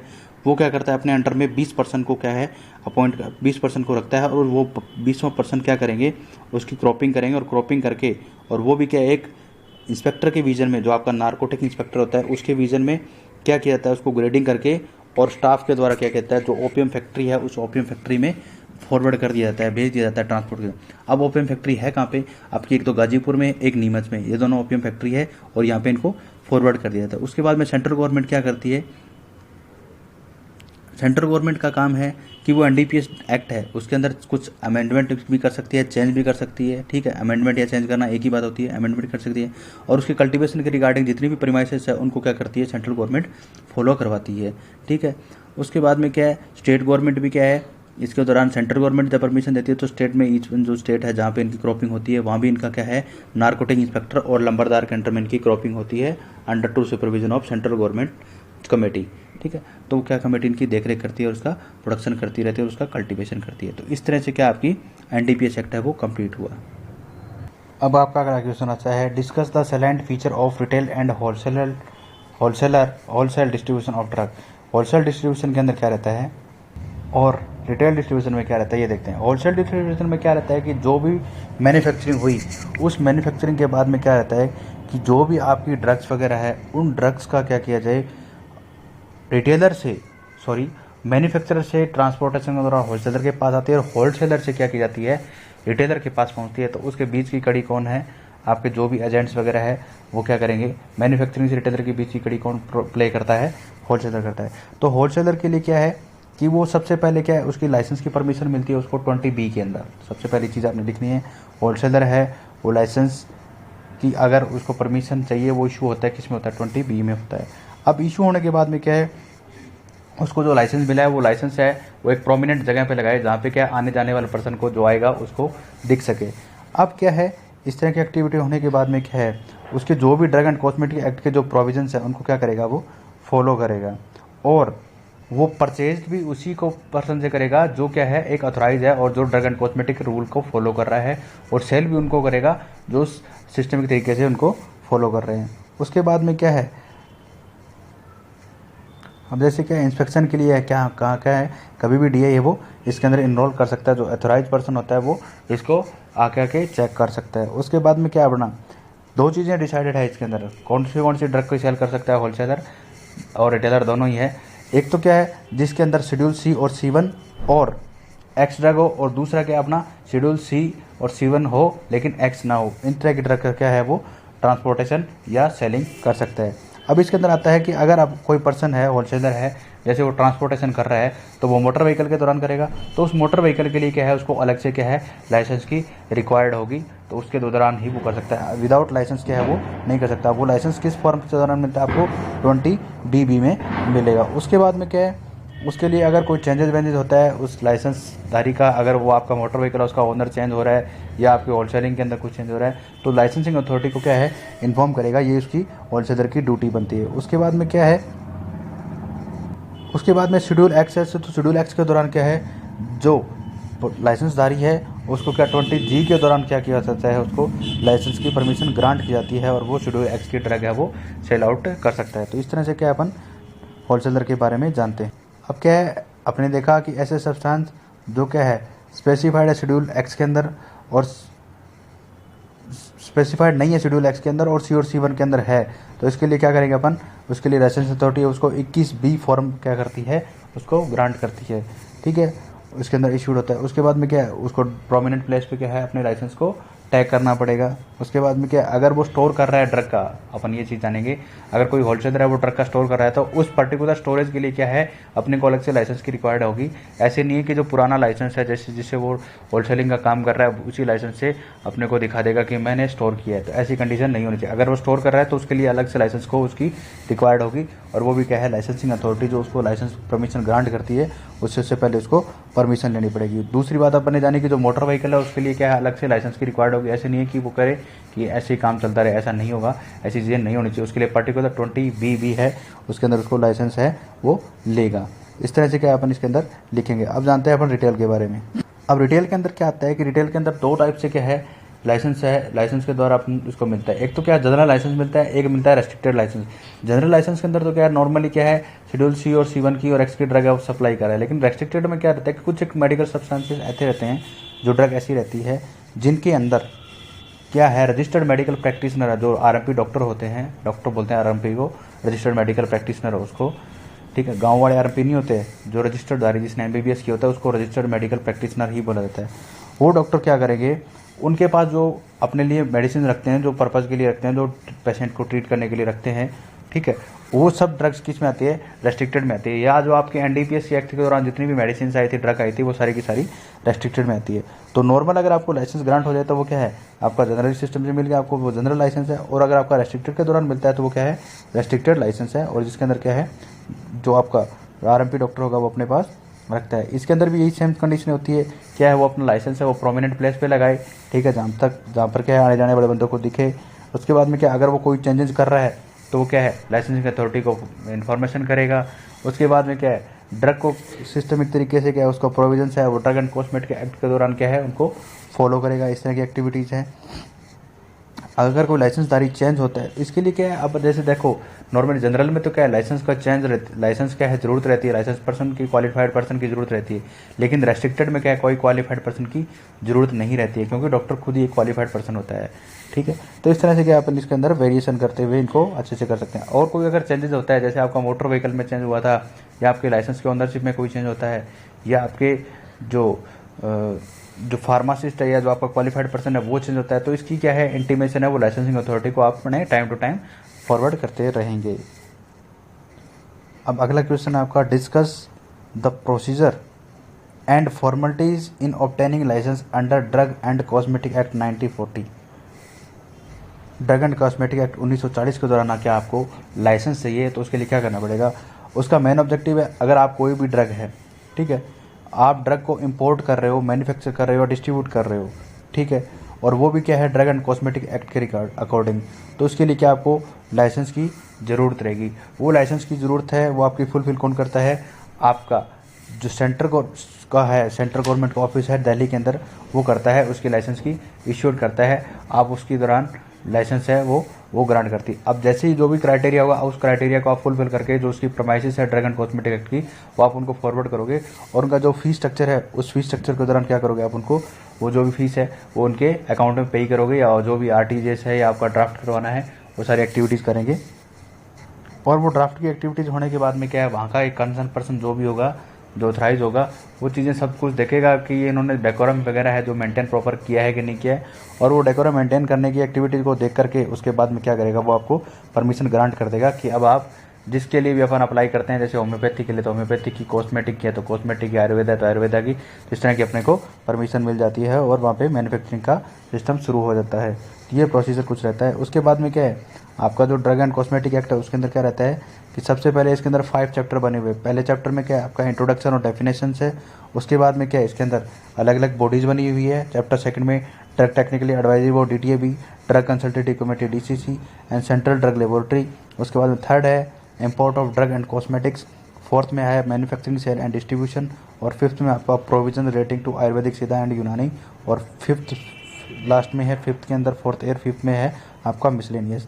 तो इसके दौरान क्या है अपने को इसके दौरान सारी चीज़ें लगी हुई है कि कौन कौन सी ड्रग एंड कॉस्मेटिक एक्ट को क्या है रेगुलेट करती हैं, कौन कौन सी बॉडी एडमिनिस्ट्रेटिव बॉडीज़ हैं, कौन सी रेगुलेशन बॉडीज़ हैं, ठीक है, कैसे मैन्युफैक्चरिंग की जाती है, सेलिंग की जाती है, डिस्ट्रीब्यूशन की जाती है, उनके लिए क्या क्या प्रीमाइसेस है। तो सब के बारे में क्या ड्रग एंड कॉस्मेटिक एक्ट के अंदर पूरा ब्रीफली इसके अंदर लिखा हुआ है। तो इस तरह से क्या करेंगे अपन ड्रग एंड कॉस्मेटिक एक्ट को कंप्लीट करेंगे। उसके बाद अगला क्वेश्चन आता है, give the general condition and labelling drug specified in schedule G, H, F, C, C1 और P, अलग अलग ड्रग्स के बारे में देखेंगे, उसके बारे में क्या जाता है। जैसे शेड्यूल जी के अंदर बात करें तो शेड्यूल जी में क्या होता है, उसके प्रेस्क्रिप्शन के से रिगार्डिंग है, विदाउट प्रेस्क्रिप्शन आप ड्रग का सेलिंग नहीं कर सकते, उस पर लेबलिंग लगी होती है, ठीक है, उस लेबल को अच्छे से इजीली उसको करना पड़ता है। अब कुछ एक ड्रग्स होती है जैसे उन पर लिखा होता है सेक वेल बिफोर यूज़, इंडिकेशन इस तरह की कुछ रखी रहती है, तो ये सब चीज़ें क्या है शेड्यूल जी में आती है। इसी तरह से क्या आपका शेड्यूल एच है, तो शेड्यूल एच में क्या है, विदाउट रजिस्टर्ड मेडिकल प्रैक्टिशनर है, ड्रग का वो प्रेस्क्रिप्शन है वो ड्रग नहीं देगा, विदाउट प्रेस्क्रिप्शन के ड्रग है वो सेल नहीं कर सकता है, तो इस तरह की चीज़ें कुछ आती है। उसके बाद में एफ है, तो एफ में क्या है, ब्लड बैंक से रिलेटेड या फिर जो आपकी ब्लड से रिलेटेड फॉर्मुलेशन है, ब्लड बैंक के रिगार्डिंग जो भी एक्टिविटीज़ है उसका कैसे रख रखाव करना है, स्टोरेज करना है और सारी एक्टिविटीज़ है वो शेड्यूल एफ में आती है। इसी तरह से शेड्यूल सी और C1 के अंदर देखें तो जितने भी बायोलॉजिकल प्रोडक्ट की फॉर्मुलेशन आपकी, जैसे आपका वैक्सीन है, सीरा है, टॉक्सिन्स है, इस तरह की सब्सटेंसेस सब क्या आएंगे शेड्यूल सी और C1 में आएंगे। अब क्या आपका लाइफ शेड्यूल पी है, तो लाइफ पीरियड ऑफ ड्रग है, जैसे कोई ड्रग है उसका मिनिमम टाइम कितना होता है, मैक्सिमम टाइम कितना होता है। जैसे आपकी टैबलेट है तो टैबलेट फॉर्मुलेशन क्या है, आप लंबे समय तक यूज़ कर सकते हो, उसकी फॉर्मुलेशन है वो लंबे समय तक चल सकती है। लेकिन सिरप वगैरह है या आपके जो लिक्विड सब्सटेंसेस है उनको अगर आपने एक बार ओपन कर लिया तो इसके लिए क्या रहता है कि आपको उसको विद इन 1 मंथ आपको उसको यूज़ करना पड़ेगा, अदरवाइज क्या हो जाएगी वो आपकी डिकम्पोज हो जाएगी और उसके अंदर माइक्रोब्स को ग्रोथ कर देंगे। तो इस तरह से क्या इसको अपन ब्रीफली और एक्सप्लेनेशन के साथ लिख सकते हैं। उसके बाद में क्या इसकी लेबलिंग वगैरह के बारे में और इसकी जनरल कंडीशंस क्या है, जैसे अपन ने इसके बताया इसकी पैकेजिंग वगैरह के बारे में जिक्र किया, या इसकी स्टोरेज वगैरह की कंडीशन है, या इसको अपन ओपन कर लेते हैं तो ये क्या है डिकम्पोज होने के चांसेस रहते हैं। तो इस तरह से क्या इसके बारे में अपन ब्रीफली उसके लेबलिंग और उसकी जनरल कंडीशन है उसके बारे में लिखते हैं। अब जैसे इसके अंदर लिखा है शेड्यूल जी में क्या है, list of substance that are required to use be under medical supervision, मतलब ऐसी ड्रग्स जिनकी लिस्ट क्या है, उनकी लिस्ट और उनको क्या है जिनको अपन मेडिकल सुपरविजन में यूज करें वो क्या है उसके लेवल के अकॉर्डिंग होनी चाहिए। जैसे कौन सी ड्रग आ सकती है शेड्यूल जी में, जैसे आपकी ऑक्सीटॉक्सिन कौन यूज़ करता है, या मेफेप्रिस्टोन है तो कौन यूज़ करता है, मेडिकल टर्मिनेशन के लिए यूज़ की जाती है, तो वो क्या है डॉक्टर के सुपरविजन में ही होनी चाहिए, ठीक है। उसके बाद में क्या है आपकी एंटी डायबिटिक्स की जितनी भी कैटेगरीज की ड्रग है, आपके ग्लिमिप्राइड है, मेटफॉर्मिन है, फैनफॉर्मिन है, जो भी है आपकी, ठीक है, वो सब की सब ड्रग क्या है मेडिकल सुपरविजन के अंडर में ही लेनी चाहिए। एंटी कैंसर ड्रग है वो भी मेडिकल सुपरविजन के अंडर में ही लेनी चाहिए। उसके बाद में आपकी एड्रेनलिन है, डिजिटॉक्सिन है, कार्डियोटॉक्सिन है, डिजिटॉक्सिन है, क्लोरफेनेरमाइन मैलेट है, आपकी क्लोराम्ब्यूसिल है, डॉक्सीसाइक्लिन है, डॉक्सीरोबिसिन है, डेंड्रोबिसिन है, इथाक्रानिक एसिड है। तो ये इस ड्रग के बारे में EC1 के बारे में जैसा आपको मैकेनिज्म एक्शन पता है किस चीज़ के लिए यूज़ करते हैं तो वो यूज़ लिख देंगे और इन ड्रग के बारे में लिखते हैं। ऐसी ड्रग जो मेडिकल सुपरविजन में ली जाए वो सारी की सारी शेड्यूल जी में आएगी। उसके बाद में आती है शेड्यूल एच में आता है लिस्ट ऑफ प्रेस्क्रिप्शन ड्रग, कौन सी जो ड्रग क्या करे मिसयूज़ को प्रिवेंट करे, इसलिए क्या है उसका प्रेस्क्रिप्शन नीड है, ठीक है। जैसे आपकी डायजिपाम है, लोराजिपाम है, अल्प्राजोलाम है, तो ये क्या है इसको मिसयूज़ करने के लिए क्या है उसका प्रेस्क्रिप्शन की नीड रखी गई है कि अगर आप इस तरह की ड्रग है लेने आते हैं तो उसके लिए प्रेस्क्रिप्शन रिक्वायर्ड है, ठीक है। उसके बाद में किसके लिए शेड्यूल एच में और कौन से आते हैं, जैसे आपके 3rd जनरेशन और 4th जनरेशन की जितनी भी एंटीबायोटिक्स है, जैसे आपका सेफेक्जिम है, सेफ्ट्रैक्सोन है, सिप्राफ्लॉक्सिसिन है, सेफ्रोडोक्साइम है या सेफेपाइम है, तो ये सारे के सारे किस में आएंगे शेड्यूल एच में आएंगे। उसके बाद में आपका कोडीन है, पेंटाजोसिन है, ट्रामाडोल है या एंटी TB की ड्रग्स है, तो ये क्या है विदाउट प्रेस्क्रिप्शन ड्रग है वो सेल नहीं करनी चाहिए, या वो जो अपना रिटेलर होता है वो विदाउट इसके नहीं देगा। उसके बाद में क्या है मेंटेन रजिस्टर रिकॉर्ड 3 ईयर, 3 साल तक क्या है रजिस्टर को क्या है मेंटेन किया जाता है किसके द्वारा, मेडिकल वाला जो पर्सन होता है जो रिटेलर होता है उसके द्वारा। डॉक्टर की डिटेल क्या क्या रिकॉर्ड में करेगा, डॉक्टर की डिटेल, पेशेंट की डिटेल और डीलर की डिटेल जिससे वो आया है माल, ठीक है। उसके बाद में क्या जब भी जैसे ड्रग इंस्पेक्टर जाता है तो इंस्पेक्शन के दौरान क्या है वो उसे उस रिकॉर्ड के बारे में मांग सकता है और एटलीस्ट उसके बारे में कम से कम उसके पास 3 साल तक का रिकॉर्ड है वो मेंटेन होना चाहिए। तो ये आपका शेड्यूल जी और एच हुआ। अब आपका शेड्यूल पी आता है। शेड्यूल पी में मैंने बताया कि आपको लाइफ पीरियड के रिगार्डिंग, ठीक है, उसके बारे में रहता है। इसके अंदर किस डेट को मैन्युफैक्चरिंग हुआ है, किस डेट को इसकी एक्सपायरी है, कौन से मंथ में है, वो सब की सब डिटेल क्या है लाइफ पीरियड ऑफ ड्रग के बारे में आती है, वो शेड्यूल पी में आती है।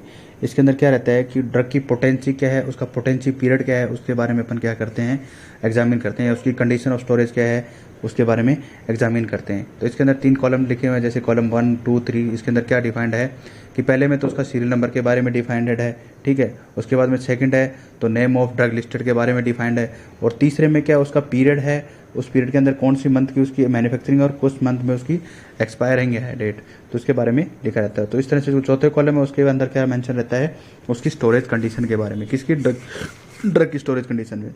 अब जो आपका ड्रग की स्टोरेज होती है, जैसे कूल प्लेस में बात करें तो 10 से 25 डिग्री सेंटीग्रेड पर क्या है अपन ड्रग को स्टोर करते हैं। उसके बाद में कूल प्लेस होता है, वो होता है अपना 8 डिग्री सेंटीग्रेड, 2 से 8 डिग्री सेंटीग्रेड, 8 डिग्री से एक्सीडेड नहीं हो सकते हैं। उसके बाद में क्या है, कुछ कैप्सूल्स होते हैं, उनको क्या है वेल क्लोज कंटेनर में उसको क्या करना पड़ता है, स्टोर करना पड़ता है। उसका टेम्परेचर है जैसे 30 डिग्री से क्या है ज़्यादा नहीं हो सकता। उसी तरह से क्या है कुछ ड्रग्स और हैं जिनको क्या अपन स्टोरेज कंडीशन के अकॉर्डिंग उसका एनवायरनमेंट जैसा होता है उस हिसाब से क्या करते हैं अपन उनको स्टोर करते हैं। तो ये आप क्या रहा आपका ड्रग का लाइफ पीरियड रहा शेड्यूल बी में। अब थोड़ा सा शेड्यूल सी और C1 के बारे में जान लेते हैं कि अपन ने जाना कि जो लिस्ट ऑफ बायोलॉजिकल प्रोडक्ट है, स्पेशल प्रोडक्ट जैसे क्या है जिनको अपन इंपोर्ट करते हैं, डिस्ट्रीब्यूट करते हैं, मैन्युफैक्चरिंग करते हैं, और वो भी क्या है गवर्नमेंट के सुपरविजन में, ठीक है, वो भी क्या है स्पेशल प्रोविजन के द्वारा। तो वो सारे ड्रग्स किस में आती है, शेड्यूल C में आती है। इसी तरह से C1 में क्या आएगी, list of other special product जैसे आपके उनको भी क्या होलसेल के उनको क्या है अगर अपन इंपोर्ट करते हैं, डिस्ट्रीब्यूट करते हैं, सेल करते हैं, वो भी क्या है गवर्नमेंट के द्वारा स्पेशल प्रोविज़न लेकर के। कौन से, दोबारा सुनिए, बायोलॉजिकल प्रोडक्ट का क्या है इंपोर्टिंग करना, ठीक है, वो किसके अंडर में आता है, सबका सब शेड्यूल C और C1 में आता है। तो इस तरह से क्या अपन इसको लिख सकते हैं कि शेड्यूल 1 और C1 वाले कौन से है, जैसे आपका डिजिटॉक्सिन है, डिजिटेलिस है, ठीक है, डिजॉक्सिन है। तो ये सब के सब क्या है बायोलॉजिकल प्रोडक्ट है जो आपकी लाइफ सेविंग के लिए रिस्पॉन्सिबल होते हैं। मेन C और C1 में क्या होता है मैंने मेन एक्सेप्ट बता दिया, उसके बाद में आपका इसको एडिशन करके और अच्छे से आराम से लिख सकते हो। अब आता है आपका अगला question, right short note on education regulation miss branded adulteration spurious bonded laboratory. अब देखिए एजुकेशन रेगुलेशन अपना हो चुका है कि मैंने बताया एजुकेशन रेगुलेशन पीछे अकॉर्डिंग होता है, ठीक है। इस एजुकेशन रेगुलेशन में क्या होता है कि जो आपका एजुकेशन रेगुलेशन है उसमें फार्मेसी एक्ट के दौरान उसको क्या परमिशन रहती है, कैसे उसका रेगुलेशन करना है, पीछे से कैसे रिकॉग्नाइज करना है, ठीक है, उसके लिए क्या क्वालिफिकेशन डिसाइडेड है, उसके लिए कोर्स कौन से अप्रूवल है, ठीक है। जैसे आपका कोर्स कराना था 12/1 में, एग्जामिनेशन 12/2 में, ठीक है। अगर विड्रॉल करना है उसके लाइसेंस के रेगुलेशन के अप्रूवल को कॉलेज की, तो उसके लिए क्या 3 महीने पहले नोटिस देगा, ठीक है। उसके बाद में रजिस्टर को मेंटेन करेगा। मिनिमम क्वालिफिकेशन एजुकेशन रेगुलेशन के अकॉर्डिंग डी फार्मा है, 500 घंटे की ट्रेनिंग है, 3 मंथ का एक्सपीरियंस के साथ, ठीक है, 250 घंटे की डिस्पेंसिंग किसमें शेड्यूल H1 में, और फर्स्ट रजिस्टर के अंदर क्या उसका नाम रजिस्टर्ड होना चाहिए स्टेट फार्मेसी काउंसिल के। तो ये क्या था सारा का सारा आपके एजुकेशन रेगुलेशन में आएगा। उसके बाद में मेन पॉइंट पे चलते हैं अपना मिस ब्रांडेड अडल्टरेट और स्पूरियस। ये डेफिनेशन तो आए तीनों, नहीं तो तीनों में से एक डेफिनेशन तो कंफर्म आती ही आती है। अब ये देखो मिस ब्रांडेड ड्रग आपके सामने दिख रही है कि मिस ब्रांडेड ड्रग क्या होती है कि ऐसी ड्रग जिनको क्या है कलर के अंदर, कोटिंग के अंदर या उसकी पाउडर करके या पॉलिशिंग करके उसके अंदर क्या है कोई एक्टिविटीज के अंदर उसके अपीयरेंस वगैरह में कुछ चेंजेस कर दे, तो वो क्या आपकी मिस ब्रांडेड ड्रग है, ठीक है। क्या रह सकता है इसके अंदर, इस तरह की ड्रग्स आती है उन पे क्या है लेबल्ड है, वो प्रेस्क्राइब्ड मैनर में नहीं होता है, और वो क्या है उसके अंदर जो कंटेनिंग अमाउंट, जो कंटेनिंग चीज़ें होती है वो भी एक्चुअल चीज़ नहीं होती है जो उसके अंदर दिखाई होती है, या उसका जो डिज़ाइन है या डिवाइस का जो डिज़ाइन है, ठीक है, उसका कंटेनर का जो डिज़ाइन है वो परफेक्ट नहीं होता है, उसके अंदर भी फाल्सली कहीं ना कहीं उसके अंदर मिसलीडिंग किया होता है। तो इस तरह की ड्रग्स किस में आती है, मिस ब्रांडेड में। नाम से कंफर्म हो रहा है मिस ब्रांडेड, मतलब उसकी ब्रांड की एक्टिविटीज़ को कहीं ना कहीं उसके अंदर इंटरफेयर करके और उसको चेंज किया जा रहा है। जैसे दोबारा सुनिए एक बार, कलरिंग करके या उसकी कोटिंग करके या उसके पॉलिश वॉलिश कर करके क्या उसके अंदर उसके अपीयरेंस के अंदर चेंज कर दिया, या जिस कंटेनर में उसको डालना चाहिए थे वो कंटेनर नहीं लिया, या जिसकी जो उसका प्रेस्क्राइब मैनर है उस पर लेबल्ड है वो प्रॉपरली नहीं लगा हुआ है, या वो फॉल्सली कहीं ना कहीं क्लेम कर रहा है, तो इस तरह की एक्टिविटीज़ किस में आएगी आपकी मिस ब्रांडेड में आएगी। सेकंड आता है अपना अडल्टेड ड्रग। अडल्टेड ड्रग में क्या आता है, इस तरह के पार्ट्स जो कि अपने आप को फिल्थी और पुट्रीड करे, मतलब वो सब्सटेंस अपने आप में डीकम्पोज सब्सटेंस है, वो सारे के सारे किसमें आएंगे आपके अडल्टेड ड्रग में। और क्या होगा, जो प्रिपरेशन, जिस ड्रग की प्रिपरेशन क्या है इनसैनिटरी कंडीशन के अंदर हो, वो सारे के सारे अडल्टेड में आएंगे। उसके बाद में क्या है, जो सब्सटेंस क्या है पॉइजन्स के साथ अपने आप को क्या करे, कहीं ना कहीं हेल्थ को क्या करे, कोज इंजरी कोज करे, तो वो क्या है अडल्टेड ड्रग के अंडर में ही आते हैं। जैसे आपका कलरिंग सब्सटेंस वगैरह है जो खाली क्या कलरिंग में यूज़ किए जाते हैं, लेकिन ये हेल्थ के लिए क्या अपने आते हैं हैजार्डियस कोज करते हैं। और ऐसे सब्सटेंस जो क्या है कहीं ना कहीं हार्मफुल और टॉक्सिक सब्सटेंस है, वो भी किस में आएंगे आपके अडल्टेड में आएंगे। या जो आपकी क्वालिटी है वो क्वालिटी क्या है रेंडर्ड है, मतलब 350 डाली थी और उसके अंदर क्या है 350 की जगह आपको 350 मिले, वो भी क्या है अलग अलग तरह से उसके अंदर मिली। जैसे आप मानिए कि आपने हल्दी के पाउडर में क्या है, चावल का पाउडर मिला दिया, तो वो क्या है, एक तरह का अडल्टेंट है। तो इस तरह से क्या होगा, या मिर्ची के पाउडर में क्या किया आपने, ब्रिक्स का पाउडर मिला दिया, तो ये क्या है आपका अडल्टेंट है। उसके बाद आता है आपका स्पूरियस। स्पूरियस होता है मतलब जाली। जाली कैसे, कि कोई भी ड्रग है जो आपकी इंपोर्ट की जा रही है उसका नाम प्रॉपर तरीके से नहीं है, उसका क्या है अनादर नेम है। जैसे प्यूमा की जगह पामा, ठीक है। तो इस तरह से क्या है, एडिडास की जगह एडिडास, तो ये क्या नाम में अपने आप में क्या स्पूरियस कर दिया, तो ये क्या आपकी जाली टाइप है, स्पूरियस है। उसके बाद में क्या है, imitation of substance for another drug, ठीक है। रिजेंबल मतलब एक दूसरे की रिजेंबल एक्टिविटी को क्या करें, वो ड्रग करें, तो वो क्या है आपकी स्पूरियस ड्रग है। उसके बाद में क्या है, लैक ऑफ आइडेंटिटी, मतलब उसको अपन पहचान नहीं सकते हैं इजीली, जैसे अभी मैंने आपको बताया कि प्यूमा की जगह पामा हो, वो चीज़। उसके बाद में क्या है, नाम is fixes does not exist, मतलब ऐसा नाम जो कभी सुना ही नहीं गया हो, इस तरह का नाम होता ही नहीं है, उस तरह की एक्टिविटी। उसके बाद में क्या है, सब्सटेंस या तो पूरा ही या कम्प्लीटली क्या है उसके अंदर सब्स्टिट्यूट कर दिया जाए, या क्या है वो प्रोडक्ट है वो आपका ट्रूली नहीं है। तो इस तरह के सब किस में आएंगे, जालीदार चीज़ें हैं, स्पूरियस का मतलब जालीदार, वो सारा का सारा स्पूरियस में आएगा। ये क्वेश्चन तीनों में से आपकी मिस ब्रांडेड, अडल्टेड और स्पूरियस तीनों डेफिनेशन में से आए तो तीनों, नहीं तो एक डेफिनेशन कंफर्म आती ही आती है। उसके बाद में बॉन्डेड लेबोरेटरी है, अपने एनडीपीएस एक्ट के अंदर बॉन्डेड लेबोरेटरी के बारे में किया था। बॉन्डेड लेबोरेटरी कौन सी होती है, जो गवर्नमेंट के द्वारा बॉन्डेड रहती है, उसके अंदर एक्साइज इंस्पेक्टर है, वो डे नाइट दोनों टाइम रहता है, एनी टाइम रहता है। फैक्ट्री है वो डे नाइट चलती है। उसकी फीस है जो भी बॉन्डेड की वो फीस है वो किसके द्वारा, गवर्नमेंट के द्वारा, ऑलरेडी पेड रहती है। तो इस तरह की एक्टिविटी सारी आएगी। और बॉन्डेड लेबोरेटरी में मैन्युफैक्चरिंग किसकी होती है, जो आपके नार्कोटिक सब्सटेंस है या साइकोटिक सब्सटेंस है जो मेडिकल एंड टॉयलेट प्रिपरेशन में यूज होते हैं, इथेनॉल है, या आपके जो नार्कोटिक साइकोटिक जो आपके कोकेन है, मॉर्फिन है, फिर जो भी है, हीरोइन है, जो भी XYZ गांजा वांजा है, जो सब कुछ क्या है उसकी प्रिपरेशन करना क्या आता है, बॉन्डेड लेबोरेटरी के अंडर में ही आता है। उसके बाद में अगला क्वेश्चन आता है अपना, डिफाइन एनी फोर। अब क्या है, ड्रग क्या होती है, लिखिएगा आराम से और ढंग से लिखिएगा। ड्रग एक ऐसा सब, ये देखिएगा definition, drug a medical substance for internal और external use of human being or animal intended to be used, diagnose, treatment and prevention of any disease or disorder, कि एक ऐसा मेडिकल सब्सटेंस जो इंटरनली और एक्सटर्नली ह्यूमन बीइंग पे और animal पे use किया जाए, और किस लिए किया जाए, यूज़ किसके में करेंगे, डायग्नोस करने में, ट्रीट करने में और प्रिवेंशन करने में किसी भी डिजीज और डिसऑर्डर को, तो वो क्या कहलाता है, आपका ड्रग कहलाता है। उसके बाद आपका आता है सेकंड, एडवर्टाइजमेंट क्या होता है। तो एडवर्टाइजमेंट अपन अभी ने जाना कि एडवर्टाइजमेंट के दौरान क्या है, कोई भी ड्रग है उस ड्रग का एडवर्टाइजमेंट कैसे करेंगे, उसको प्रमोशन के लिए करते हैं। तो प्रमोशन कहाँ कर सकते हो आप, RMP जो रजिस्टर्ड मेडिकल प्रैक्टिशनर होता है उसके चैम्बर में, या उस हेल्थ डिपार्टमेंट से जो बंदे बिलोंग करते हैं उसको, ठीक है, या उस कंसर्न उसके कैबिन में, या उसको मैगजीन्स वगैरह जो आती है इसकी मेडिकल के रिगार्डिंग्स उसमें।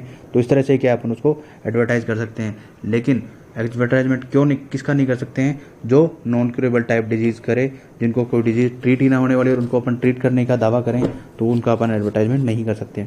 उसके बाद में आता है आपका लेबलिंग एंड सैम्पलिंग। तो लेबलिंग एंड सैम्पलिंग में क्या रहता है, जैसे आपको पता है लेबलिंग क्या होती है, कि कोई भी आपका जो मेडिकल प्रिपरेशन की आपने, उस मेडिकल प्रिपरेशन के बाद में आप उस पर जो लेबल मेंशन करते हो वो आपकी लेबलिंग कहलाती है। अब लेबलिंग में क्या रहता है कि लेबलिंग के ऊपर सब कुछ लिखा होता है कि जो आप इंग्रेडिएंट यूज़ कर रहे हो, जो आपने एक्टिव फार्मास्यूटिकल API यूज़ किया है, या जो आपने उसके अंदर एक्सिपिएंट यूज़ किया है। API मतलब जो आपने मेन रॉ मटेरियल जो यूज़ किया है, जैसे पैरासीटामोल है तो वो आपका API है, उसके तो आपने एक्सिपिएंट डाले हैं, जैसे आपका पाउडर है, स्टार्च है, ग्लूकोज है, XYZ जो भी एक्टिविटीज़ आप उसके अंदर उसको अप टू मार्क करने के लिए, एक टैबलेट की फॉर्मुलेशन देने के लिए, टैबलेट फॉर्म देने के लिए जो आप यूज़ कर रहे हो, वो सारे के सारे क्या है आपके एक्सिपिएंट है। उसके बाद में उसके उस पर इंडिकेशन लगी होती है, वो इंडिकेशन भी क्या है आपके लेबल के अंदर ही आती है। तो ये सब की सब चीज़ें क्या है उस पर लेबल पे मेंशन रहती है, ये किस शेड्यूल के अंदर आ रही है उस शेड्यूल के बारे में लिखना, ड्रग है वो कौन सी कितनी क्वांटिटी में है वो सब लिखना, ठीक है। उसका कॉम्बिनेशन क्या है, उसकी मैन्युफैक्चर्ड बाय क्या है, उसका एक्सपायरी क्या है, उसका डेट मतलब क्या है, LIC नंबर है, बैच नंबर है, वो सब चीज़ें किस में आएगी, आपके लेबलिंग में आएगी, और इसको अपन अच्छे से इसके अंदर मेंशन करते हैं। अब इसके बाद में सेकंड अपना सैम्पलिंग है। तो सैम्पलिंग में क्या रहता है कि जो भी आपने बैच बनाया है उस बैच का एक पर्टिकुलर सैंपल है, वो आपको कम से कम अगले आने वाले 5 साल तक, नहीं तो मिनिमम 3 ईयर्स तक आपको क्या उसको रखना पड़ता है। क्यों रखना पड़ता है कि अगर बाय डिफॉल्ट आपका अगर बैच फेल हो जाता है टाइम के अकॉर्डिंग, उसके अंदर कोई डिकम्पोजिशन हो जाती है, तो उससे क्या है अपन उसको चेक कर सकते हैं। या अगर DI आता है इंस्पेक्शन के दौरान तो उस बैच के रिगार्डिंग पूछता है, तो अपन उसको क्या है इंस्पेक्शन के लिए उसको दिखा सकते हैं। ठीक है ना। तो इस तरह की एक्टिविटीज़ के लिए क्या है, कम से कम क्या है अपने को उस पर्टिकुलर सैंपल जो आपने जिस बैच का है उसका सैंपल अपने को रखना पड़ता है, और इन फ्यूचर अगर अपने को रिक्वायर्ड होती है तब उसको अपन यूज़ करके और उसकी एक्टिविटी का है अपन जान सकते हैं। तो ये आपकी सैम्पलिंग हुई। उसके बाद में फार्मेसी क्या है, तो फार्मेसी क्या है, सब आप लोग फार्मेसी कर ही रहे हो, उसको क्या बोलते हैं अपन, फार्मेसी बोलते हैं। तो फार्मेसी के अंदर क्या रहता है कि जहाँ पे ड्रग क्या है डिस्पेंस की जाती है वो फार्मेसी है, या जहाँ पे क्या है ड्रग प्रिपेयर की जाती है वो क्या है फार्मेसी है, या जहाँ पे प्रेस्क्रिप्शन को क्या किया जाता है कंपोज किया जाता है वो क्या है आपकी फार्मेसी है।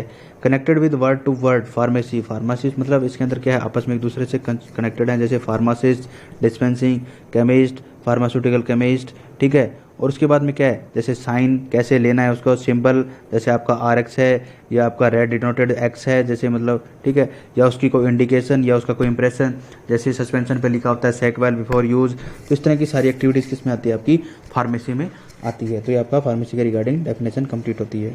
उसके बाद मैजिक रेमेडीज़ के बारे में अपन कर चुके हैं, ठीक है। तो मैजिक रेमेडीज़ वो सारा का सारा कंप्लीट बता देंगे। नॉन क्योरेबल डिजीज़, किसी भी डिजीज़ को क्या है जो ऐसी डिजीज़ वो सही नहीं होती हो, जैसे डायबिटीज़ है, अस्थमा है, इस तरह की डिजीज़, कैंसर वगैरह है, ठीक है।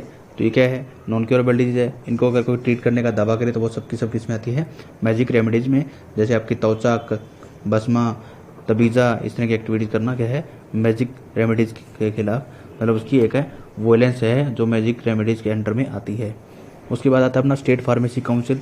स्टेट फार्मेसी काउंसिल के बारे में अब थोड़ा सा जानते हैं।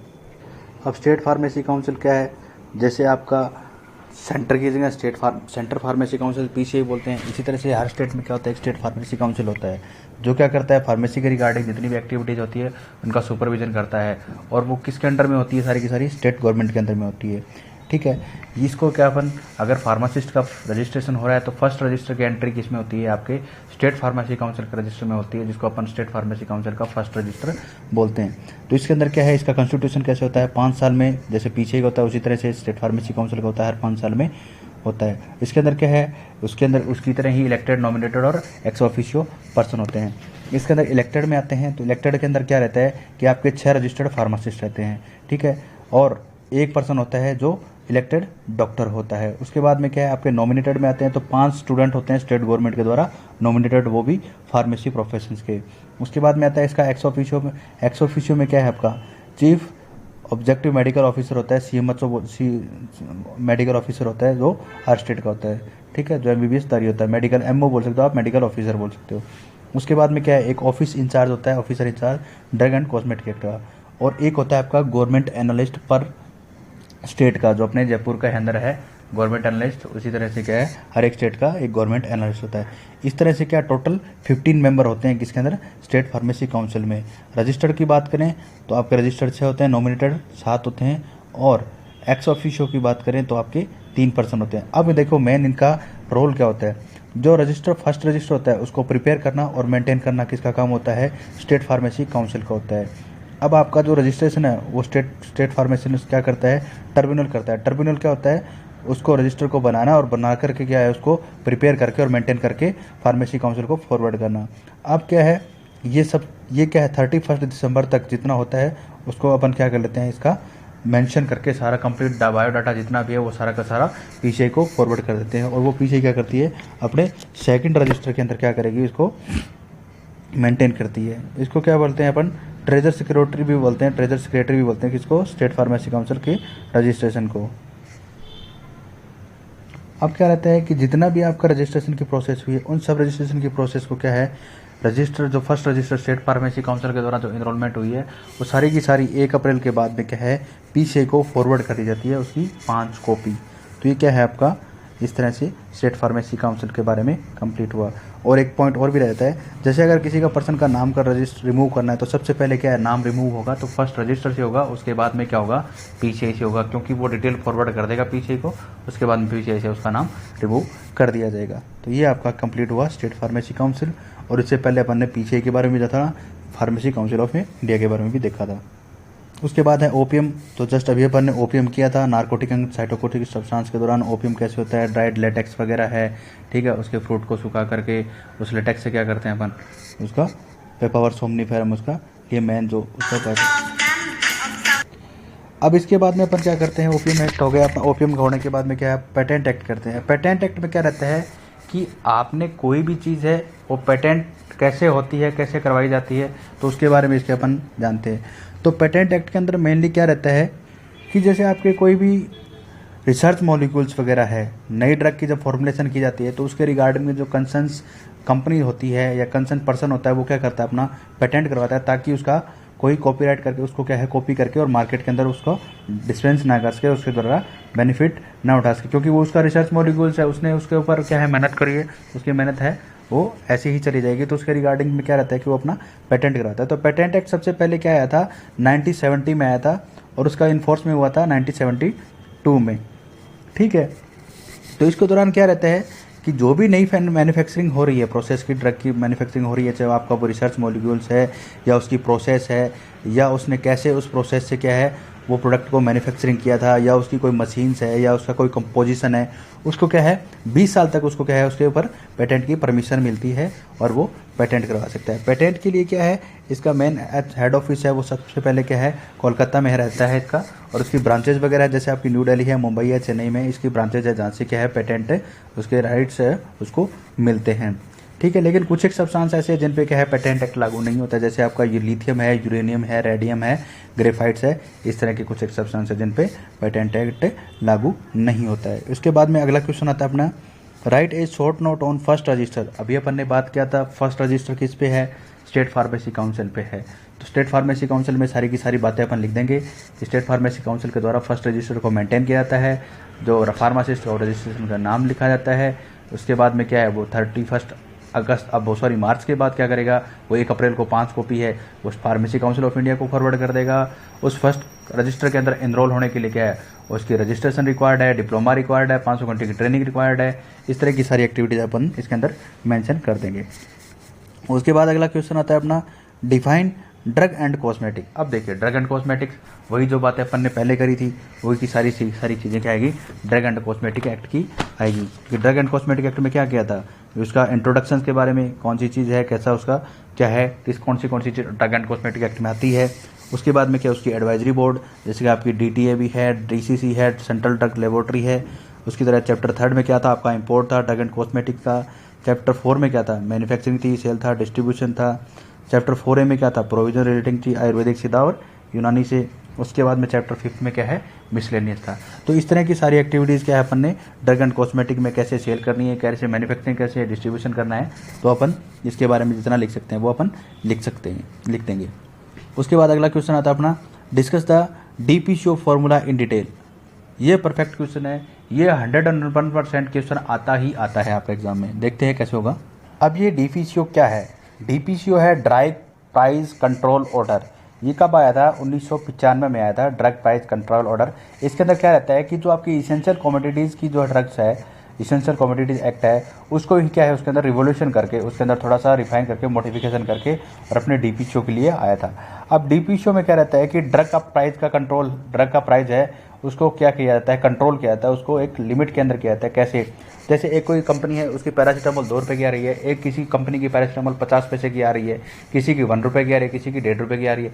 उनको क्या कहता है एक एवरेज के दौरान उस DPCO में एक्ट के अंदर क्या है कि उसकी एक एवरेज निकाली जाती है। जैसे उसकी एक डोज की फिक्स करती है कि इसका प्राइस जैसे पैरासीटामोल का प्राइस है वो 1 रुपये होगा, तो उससे ज़्यादा में क्या है वो है मैन्युफैक्चरर है या जो कंपनी है वो उसको सेल आउट नहीं कर सकता। 1 रुपये से कम में दे सकता है लेकिन इसे ज़्यादा में नहीं देगा। तो ये सारी चीज़ें किस में आएगी आपकी DPCO में आएगी। ठीक है, इसके दौरान उसके बाद क्या रहता है कि इसके अंदर क्या आता है कि DPCO 2 बार आया हुआ है। एक तो आया था सन 1995 में 1995 में, उस टाइम तो क्या हुआ था 76 ड्रग आई थी। ठीक है, लिस्ट ऑफ ड्रग क्या है उसके अंदर 76 थी शेड्यूल फर्स्ट के दौरान। शेड्यूल सेकंड में क्या रहता है कि जो आपकी फॉर्मुलेशन है उसकी लिस्ट रहती है किसमें उसके अंदर भी आपकी नॉन शेड्यूल कितनी है उसकी प्राइस निर्धारित की जाती है, जिसके द्वारा DPCO उसके अंदर प्राइस निर्धारित नहीं करेगा। उसके बाद में इसका एक मेन फॉर्मूला रहता है जो आपको इसके अंदर दिख रहा है, MRP इसके equal to MC + CC PM + PC into 1 + MAPE अपॉन 100 + ED एक्साइज ड्यूटी। अब क्या इनकी फुल फॉर्म पता होना चाहिए।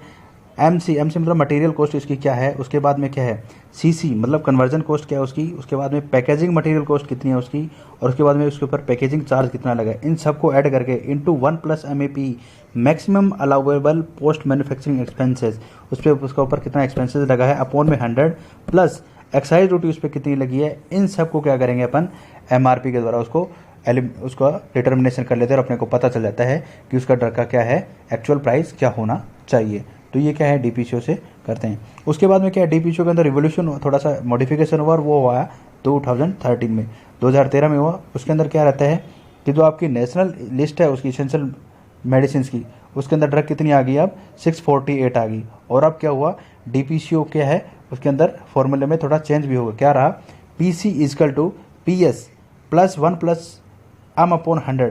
PC मतलब प्राइस सेलिंग प्राइस, उसके बाद में average price of retailer 1 + M margin कितना है उसका, और उसके अंदर क्या है डिवाइडेड बाय 100 करके इसके अपन ड्रग की प्राइस है वो निकाल सकते हैं। DPCO है वो किसके द्वारा प्रिपेयर किया जाता है, ministry of health and family welfare के द्वारा इसको प्रिपेयर किया जाता है। और अब इस फॉर्मूले के दौरान क्या है रिटेलर का मार्जिन कितना रहता है 16% और होलसेलर का मार्जिन कितना रहता है 8% रहता है। अब क्या करते हैं अपन मार्केट के अंदर इसका बेसिक प्राइस जो बेस प्राइस है बेसिस प्राइस निकालते हैं और कंपनी के द्वारा उसका क्या किया जाता है एवरेज प्राइस निकाल करके और मार्केट के अंदर उसको सर्कुलेट किया जाता है कि उससे अधिक की अमाउंट पे क्या है वो ड्रग को सेल आउट नहीं कर सकता है। DPCO वो रिलीज किसके द्वारा किया जाता है, ministry of chemical and fertiliser के द्वारा क्या किया जाता है DPCO को रिलीज किया जाता है। प्रिपेयर किसके द्वारा किया जाता है, हेल्थ एंड फैमिली वेलफेयर के द्वारा। रिलीज किसके द्वारा किया जाता है, केमिकल एंड फर्टिलाइजर के द्वारा। तो इस तरह से क्या अपन DPCO के क्वेश्चन को इजीली आराम से कर सकते हैं। ये क्वेश्चन मैं दोबारा बोल रहा हूँ, ये क्वेश्चन कंफर्म आपका एग्जाम में आता ही आता है। आपने इसको इजीली और अच्छे से ध्यान से प्रेमपूर्वक समझ करके करना है। ये फॉर्मूला चाहे रट्टा लगा जाना 99% आएगा ये क्वेश्चन। देखो 1% ना आए वो एक बात एक्सेप्शनल है, लेकिन 99% ये क्वेश्चन आएगा ही आएगा। उसके बाद में क्या है write A note on bonded and non bonded laboratory, इसका डिस्कशन अपन पहले कर चुके हैं, वो वहाँ से देख लीजिएगा। उसके बाद में बीच में एक क्वेश्चन रह गया अपना right a short note on first resistor हो गया आपका, डिफाइन ड्रग कॉस्मेटिक हो गया। इसके अंदर एक रहता है नीचे 2 PCA स्टेट फार्मेसी काउंसिल हो गया। अब एक क्वेश्चन रहता है C part what is the role of registered medical practitioner in MTP। तो वो अपन चीज़ जान चुके हैं कि 12 वीक से पहले की प्रेगनेंसी है तो उसके लिए क्या है रजिस्टर्ड मेडिकल प्रैक्टिशनर 1 होगा। लेकिन अगर 12 से 20 वीक की प्रेगनेंसी है तो उसके लिए क्या है अपने को 2 रजिस्टर्ड मेडिकल प्रैक्टिशनर चाहिएंगे। और अगर 20 से ऊपर की वीक की प्रेगनेंसी है तो उसके लिए क्या है अपने को अप्रूवल लेनी पड़ेगी CMO से, डिस्ट्रिक्ट CMO से, जो इसको अप्रूवल करेगा। और क्या है उसका रिकॉर्ड है वो 5 साल तक मेंटेन करना पड़ेगा। और उसके लिए क्या उसकी कंडीशंस वगैरह हैं वो क्या है किस कंडीशन में हो सकती है, फैमिली प्लानिंग के दौरान हो सकती है या तो उसकी टर्मिनेशन, या क्या है उसके अंदर कोई अबनॉर्मलिटीज आ गई हो फिटेस के दौरान, या अगर उसकी मदर की है वो हेल्थ के लिए क्या है इंजूरियस है तो हो सकती है, या कोई एक्सीडेंटल कंडीशन हो प्रेगनेंसी की तो हो सकती है। अदरवाइज क्या है टर्मिनेशन इज़ नॉट अलाउड। तो ये इसके अंदर आपका हो जाएगा। अब उसके बाद में अपना 9th B के पार्ट देखते हैं। पहले लेजिस्लेशन से पहले मतलब क्या है उसके अंदर रूल और रेगुलेशन जो होते हैं उसके ऊपर बात होती है। लेजिस्लेशन ऑफ रेगुलेशन में उसका ऑब्जेक्टिव्स वगैरह के बारे में होता है, वो आप देख लीजिएगा। इसके अंदर अगला क्वेश्चन है write a short note on pharmaceutical ethics and practising pharmacist. क्या रहता है इसके अंदर नॉर्मली ये देखिए इसमें आपको दिख रहा है लॉ और एथिक्स के बारे में दिख रहा है। तो लॉ और एथिक्स किसके लिए, जैसे नॉर्मली हर पर्सन के लिए लागू हो तो वो क्या आपके लॉज हैं, ठीक है, जो भी आपके इंडियन पेनल एक्ट के अकॉर्डिंग जो लगते हैं वो सारे के सारे क्या हैं लॉज हैं। लेकिन एथिक्स क्या है कि आपके द्वारा जो फार्मेसी प्रोफेशन है उस प्रोफेशंस के द्वारा मतलब उस पर्टिकुलर पर्सन के द्वारा और उसके मेंबर्स के लिए क्या है अगर अपन कोई रूल बनाते हैं तो वो क्या है आपके एथिक्स हैं। उसके बाद में क्या है अगर अपन लॉ को क्या वोलेट करते हैं तो उसके लिए क्या है पेनल्टीज है और प्रोफेशन उसके अंदर पनिशमेंट है और इम्प्रेजमेंट भी हो सकती है। मतलब पनिशमेंट भी है उसकी पेनल्टी भी है और इम्प्रेजमेंट दोनों भी हो सकती है। लेकिन अगर अपन एथिक्स के अंदर क्या है उसके अंदर वोलेंस करते हैं उसको ब्रेक करते हैं तो क्या है अपना जो प्रोफेशन है उसको क्या कर रहे हैं अपन कहीं ना कहीं डिक्लाइन स्टेज पर लेके आ रहे हैं। उसके बाद में क्या है आपका जो लॉ है वो लॉ क्या करता है कि अदर पर्सन की क्या है जो किसी अनदर पर्सन को क्या है जो उनको इफेक्ट ना कर सके उसको इंजरी ना कर सके। तो इसके अंदर क्या रहता है आपकी ये एक दूसरे के हेल्पिंग नेचर्स के एथिक्स रहते हैं। तो एथिक्स को अपन बड़ा ये माने कि अपने द्वारा जो रूल फॉलो किए जाते हैं अपने द्वारा जो रूल बनाए जाते हैं किसी चीज़ को कंपनी को रेगुलेशन करने के लिए वो क्या आपके एथिक्स हैं। और गवर्नमेंट के द्वारा कानून व्यवस्था को सही बनाए रखने के लिए जो नियम बनाए जाते हैं वो क्या आपके लॉ हैं। तो इसके अंदर आप डिफरेंस देख लीजिएगा, ये आपका क्वेश्चन अच्छे से और इजीली आराम से हो जाएगा, कोई दिक्कत वाली बात नहीं है इसमें। इसके बाद अगला क्वेश्चन अपना describe the requirement condition for cultivation and production of opium Poppy. तो ये अभी जस्ट अपनी बात हुई है। उसके अंदर एक्साइज इंस्पेक्टर होता है, एक्साइज कमिश्नर होता है, लंबरदार रखा जाता है, ठीक है। नीमच फैक्ट्री है, गाजीपुर फैक्ट्री है, दोनों के अंदर क्या किया जाता है, उनको फॉरवर्ड किया जाता है। कल्टीवेशन कलेक्शन है उनकी प्रेजेंस में होता है, ठीक है। सारी की सारी एक्टिविटीज़ है वो इसके अंदर लिखेंगे और अपने करेंगे, ठीक है। ये सारा का सारा क्वेश्चन आपका हो जाएगा। उसके बाद अगला क्वेश्चन है discuss the objective offensive punishment of under poison act 1919 का पॉइजन एक्ट के बारे में बताना है, ये जानते हैं अपन।